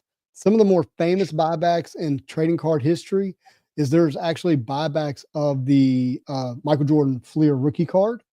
And, you know, those are some very valuable buybacks. For me, some of my favorite buybacks have been the X-Men metal buybacks where they took the 95 metal, put them back in the 2021 X-Men metal and then they numbered those to 10, not hand numbered. They were stamped on the back and stamped on the front with the numbering. Those are really cool. And so look at that. See that Topps gold stamp? So that is the buyback stamp. And I just wonder how often does these cards get not even considered as a special card because they don't know what that stamp is. There's not, to my knowledge, there's nothing else, no other marking on it other than that. Super rare. Very rare. That's the first one I've ever seen. I didn't know they existed for a long time. Wow. So that's how rare they are. Hey Nick, message me on Instagram. We'll figure something out, bud. So all right, here's something. A lovely stamp, no doubt. I agree. All right, where is this? Pulling Fire says if you show a Human Torch buyback, you're gonna have to claim it. I might actually have one, but there's only one in existence. Yeah. I feel like tell him I'll trade him for a different character if he ever finds one. Yeah, if you find a different character, he'll trade. I'm not a hardcore character collector. I'm not at all. So whoever asks for the Human Torch, get me a different one from the set. We'll probably trade. Yeah, I feel like there's a Namor out there I've heard about.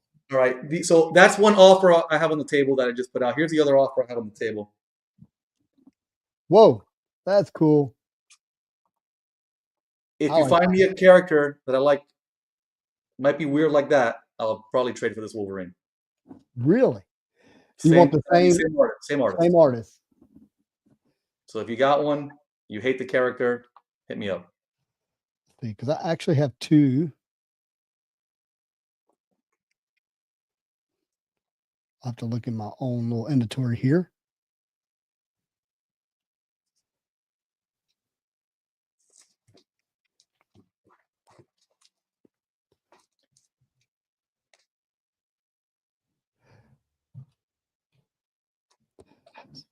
Hey, am I allowed to tell the John Romita story that you're connected to?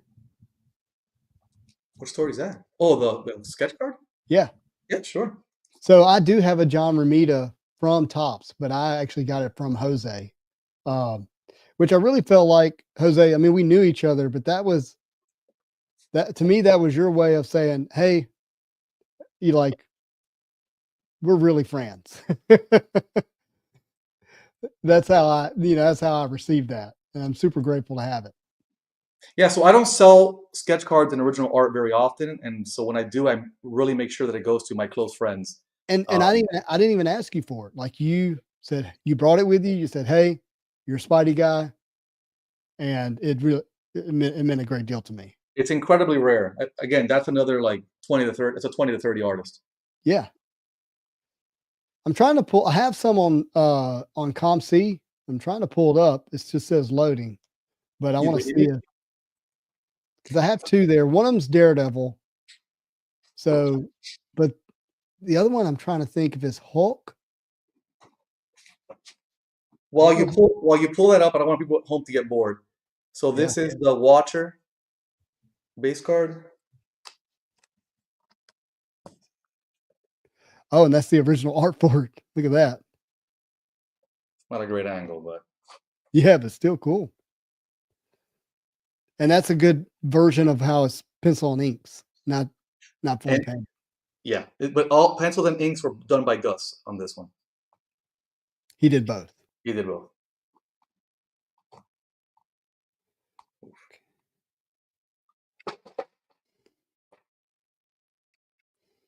And then this is the other one that I'll show right now.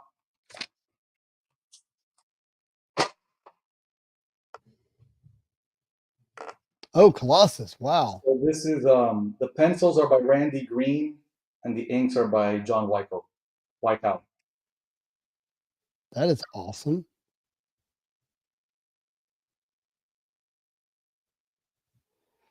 Why is this having so much trouble?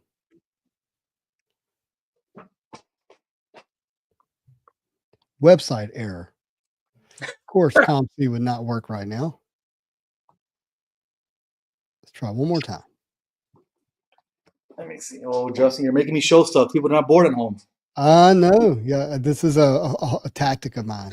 All right, here's something else. This one is tough to find. I collect the issues where the set is announced and discussed. So there's a non-sports issue that talks about the set. Oh, that's too cool. Hey, is Pulling Fire still here? I like that a lot. That is really cool. All right, here's one of them. Nice. Fantastic Four, This is by Claude St. Aubin. right? What tier is that? It's a Human Torch, Pulling Fire. That's level 6. All right, so not rare. Or But they're all different. All of his are different. So you're not going to see another Human Torch in that pose, likely. okay. Roberto Flores. Whoa, what just happened? Switch to Heritage Auction. Nice. Wants you to buy something. This is the Daredevil. Yep, this is by Roberto Flores. And that's a level 6 as well. It is, yes. And this is a slight variation. So his come in many different variations, like slight variations. He repeats a lot of the same shot. But this is on the, for his is the second most common. Got you. Now, is he? He's Is a that comic book artist. He's No, a is that numbering there? 281. No, that's 2001, the year he did it. Oh, he's just. Oh, And what you're looking at, you're looking at Roberto backwards. Oh, I see that now. This is Trevor, right? Yeah, It's Robert backwards. that's cool. Didn't realize that. Those two are on ComC. And I think I have a picture of the other. Do you have your sketches with you? Me, of course. You want to show those? No, you don't have to. You do not have to. It's complicated. Well, you showed one at OAX. What did I bring? The Romita? Dylan. Oh, I did. You brought Dylan? Well, the Dylan people can see on eBay. Yeah. Not mine, of course. Right. What? Let me see here. Is there any you haven't seen before? Of yours, I've only seen No, Dylan. no, of the types, like of the artists. I have another Spider-Man one, don't I? It's what's his name? He did all Spider-Man. Jamal Igle? No.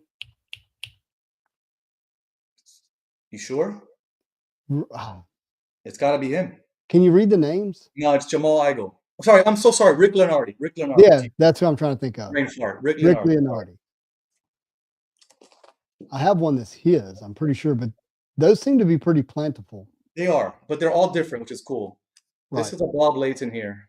Oh, that is really not. That to me, that is top notch. I mean, the inks are so crisp, so crisp.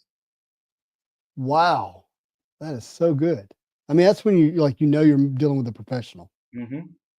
And his are all different. And what he did is a lot of different Iron Man armors. Wow, I love it. Then who else? We're missing. You probably the other one you haven't seen. Probably is very uncommon. Here's a.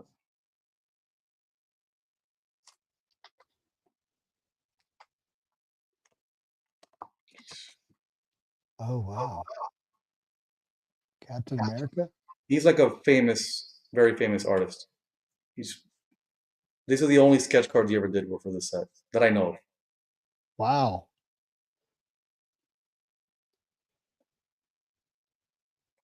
And what level is that? That is level 2. Okay. Both of those were level 2. Very difficult. You get one of the 2, you're good. At least for that, if you count it that way. Yeah, I got it.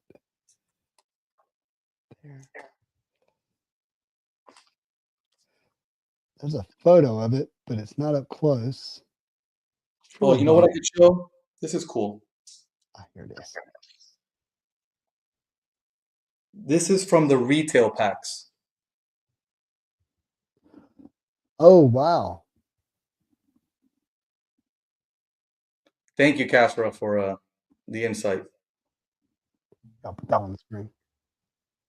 So that's a level 1 from the retail packs. It's just called the retail level. Okay, just it doesn't have. That's it. It's just 2 artists. It's not. Yeah, got it. All right, here we go. I can get it this way. And then I'll show the other one from the retail packs.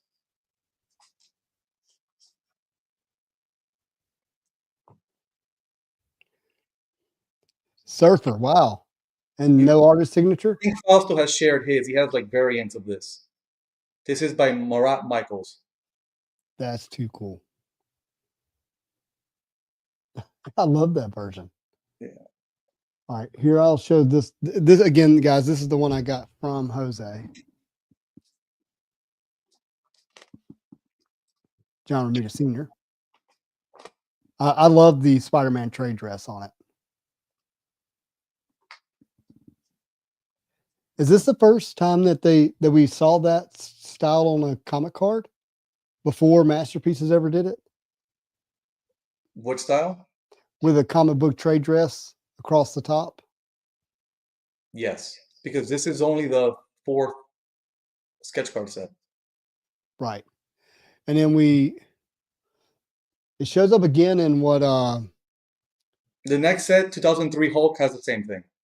2003 Hulk, and then they use the same sketch stock. Same exact. There's no differentiation between it. Thank you for pointing that out. And then the playing card game. Oh. That had all the sketches in it. The name escapes me right now. I don't know why it's escaping me too, but anyways, they have the. It's like this. It's a similar design across the top, but it's not the same. By the way, I said earlier I'd love to get a Ramos. Oh, Gambit! You know how many people would kill for that? There's a question here. Is More rare inserted from top 2003. Yes, far more rare. Can we read the question again? Yeah, the question is it more rare? Oh, hold on. Yes, if you have a Don Perlin Hulk cover sketch, yes, then it's for sure it's from Incredible Hulk 2003. Yes, because the ones that he did for this set were all Captain America.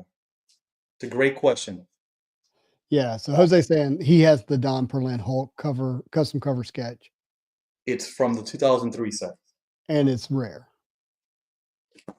There are Yeah. not a lot of them. We used to know the number. It escapes me now, but it might be like 150. Mhm. It's not a ton of them. 100. It's not a lot. Maybe 80. Somewhere between 80 and 150. I got to look back at my notes.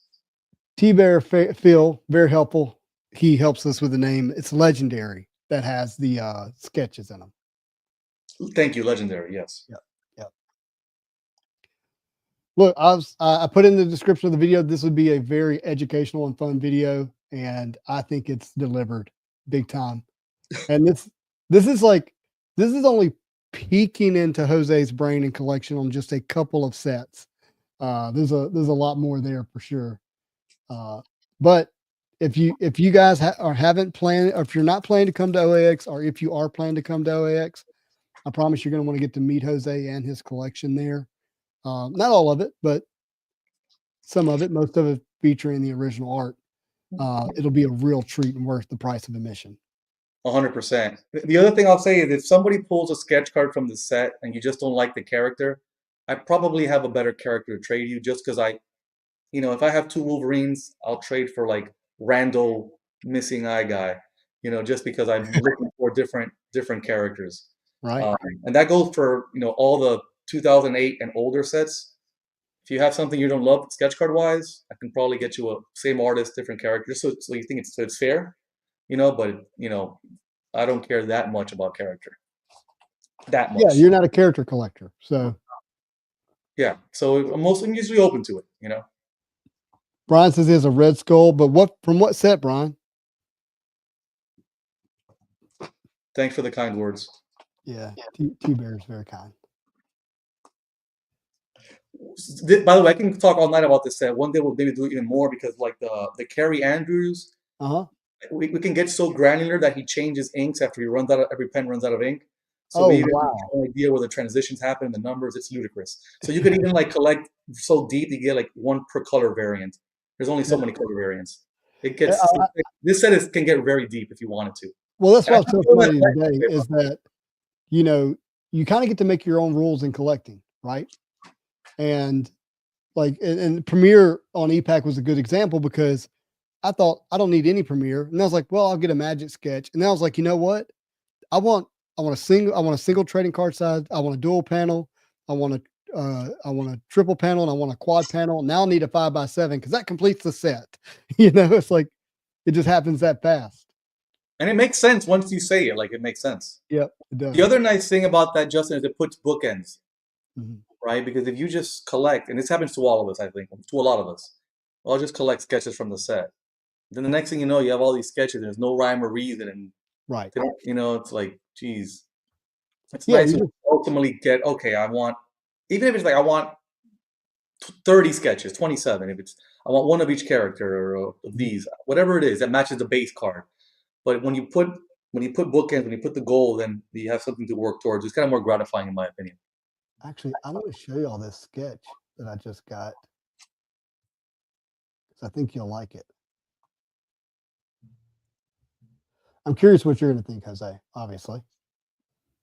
Stingray, I can probably identify the Valkyrie sketch on the 2008 masterpieces. I can probably ID it for you.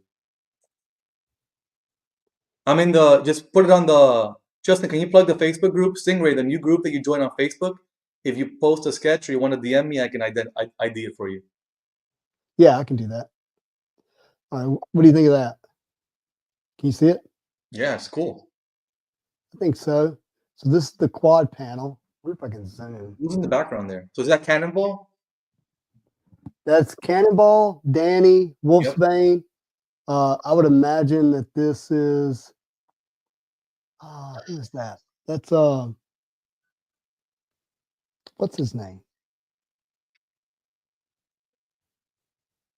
No idea. He lights up with fire. I can't think of his name. Oh, Sunfire? Sunfire, I think. Mm, Maybe no. no. Of course, magic there. And I'll show you the other side. Sunspot. Sunspot. Sunspot. There we go. And then here they are, kind of in a different. I only remember Sunspot because earlier today an artist told me they have a soft spot for sunspot. So that's how I remember.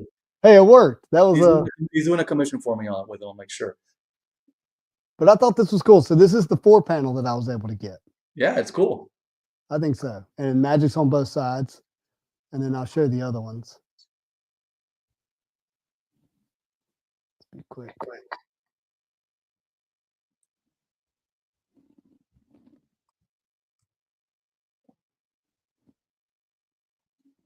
Here's the this is the one I said, you know, she's not on her, she got on the Colossus card. Sandy Yu. It's beautiful. So I think that's great. Then here's the dual panel. You got quite a few sketch cards. Yeah, there's a couple. So this is cool. You got Cannonball in the back. So that's the dual panel. And then here's the triple panel. Oh boy. Can't really turn this one where you can see it all the way. Ooh, that's a big one. Yeah, this is the big one. Wow. Look at that. Yeah. See that subtle thing he did where he left the white border and he's making her come pop out. Yeah. It's the little things. I wish all the artists did that. This is the way. This is the way. Big this sketch to my buddy Ryan McKenna. He pulled it, and we worked out a deal for it. It's amazing. I'm not sure you top that. Yeah, no, I agree. The Fred Ian 5x7 would have been away, but pulled this one last night. This is a Chris Foreman triple panel. Cool. Moreland on the back. Hello, Parker. So that's cool. Pulled this Deadpool. That's a great one. That's a great one. That'll get you a nice trade for sure. I think so. Oh, and yeah. Like, as good as this one looks, it's like knowing his work in hand, I know it looks even better. I got another Vistros here. This is just not a character I collect, but not bad at all. No, solid. It's unfortunate nobody collects her because there's a lot of nice sketch cards of her. Right. Yeah. And then see, this one's kind of interesting. I hate that I can't turn it right side up. Somebody says, I can't find any other buybacks from this set. I don't think I've ever seen one on eBay. I have not. I mean, I'm not saying I've kept a good eye on it, but I have not seen it. I've kept an eye on it.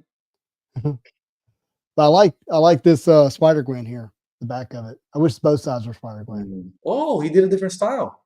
Yeah, it's totally different. Oh, he's different on the same card, and both sides is different. Yeah. Interesting. Yeah. So, anyhow, thought I'd share those. But you're not, you don't have any Premiere? You're not doing Premiere? 0. Not for you. I don't like the odds of a good sketch card on that set. No, look, for my taste. 100% totally get that. Yeah, I missed on quite a few of those 10s. But let me drop a link to the Facebook group here, and then we'll wrap it up. So this is the you give the name to the Facebook group, Jose? The Marvel and DC trading card group. Very fancy. I'm not allowed to say DC on my own channel, so You'll come around eventually. Trust me, I'm not a huge DC guy either, but No, actually, I love DC. I'm just kidding. It This is is. just a Marvel card channel. I did just put this linked here so you can see it. But yeah, it's a great group. If you're on Facebook, every social media platform has its own purposes. Facebook is a unique way of collectors who trade and sell with one another and collect with one another to be able to connect.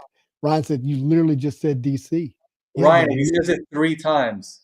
yeah, but it means He's gotta- don't he has- care when I he's say it gotta on the add channel. That's like how it works. we love DC. We're just a hyper focused channel.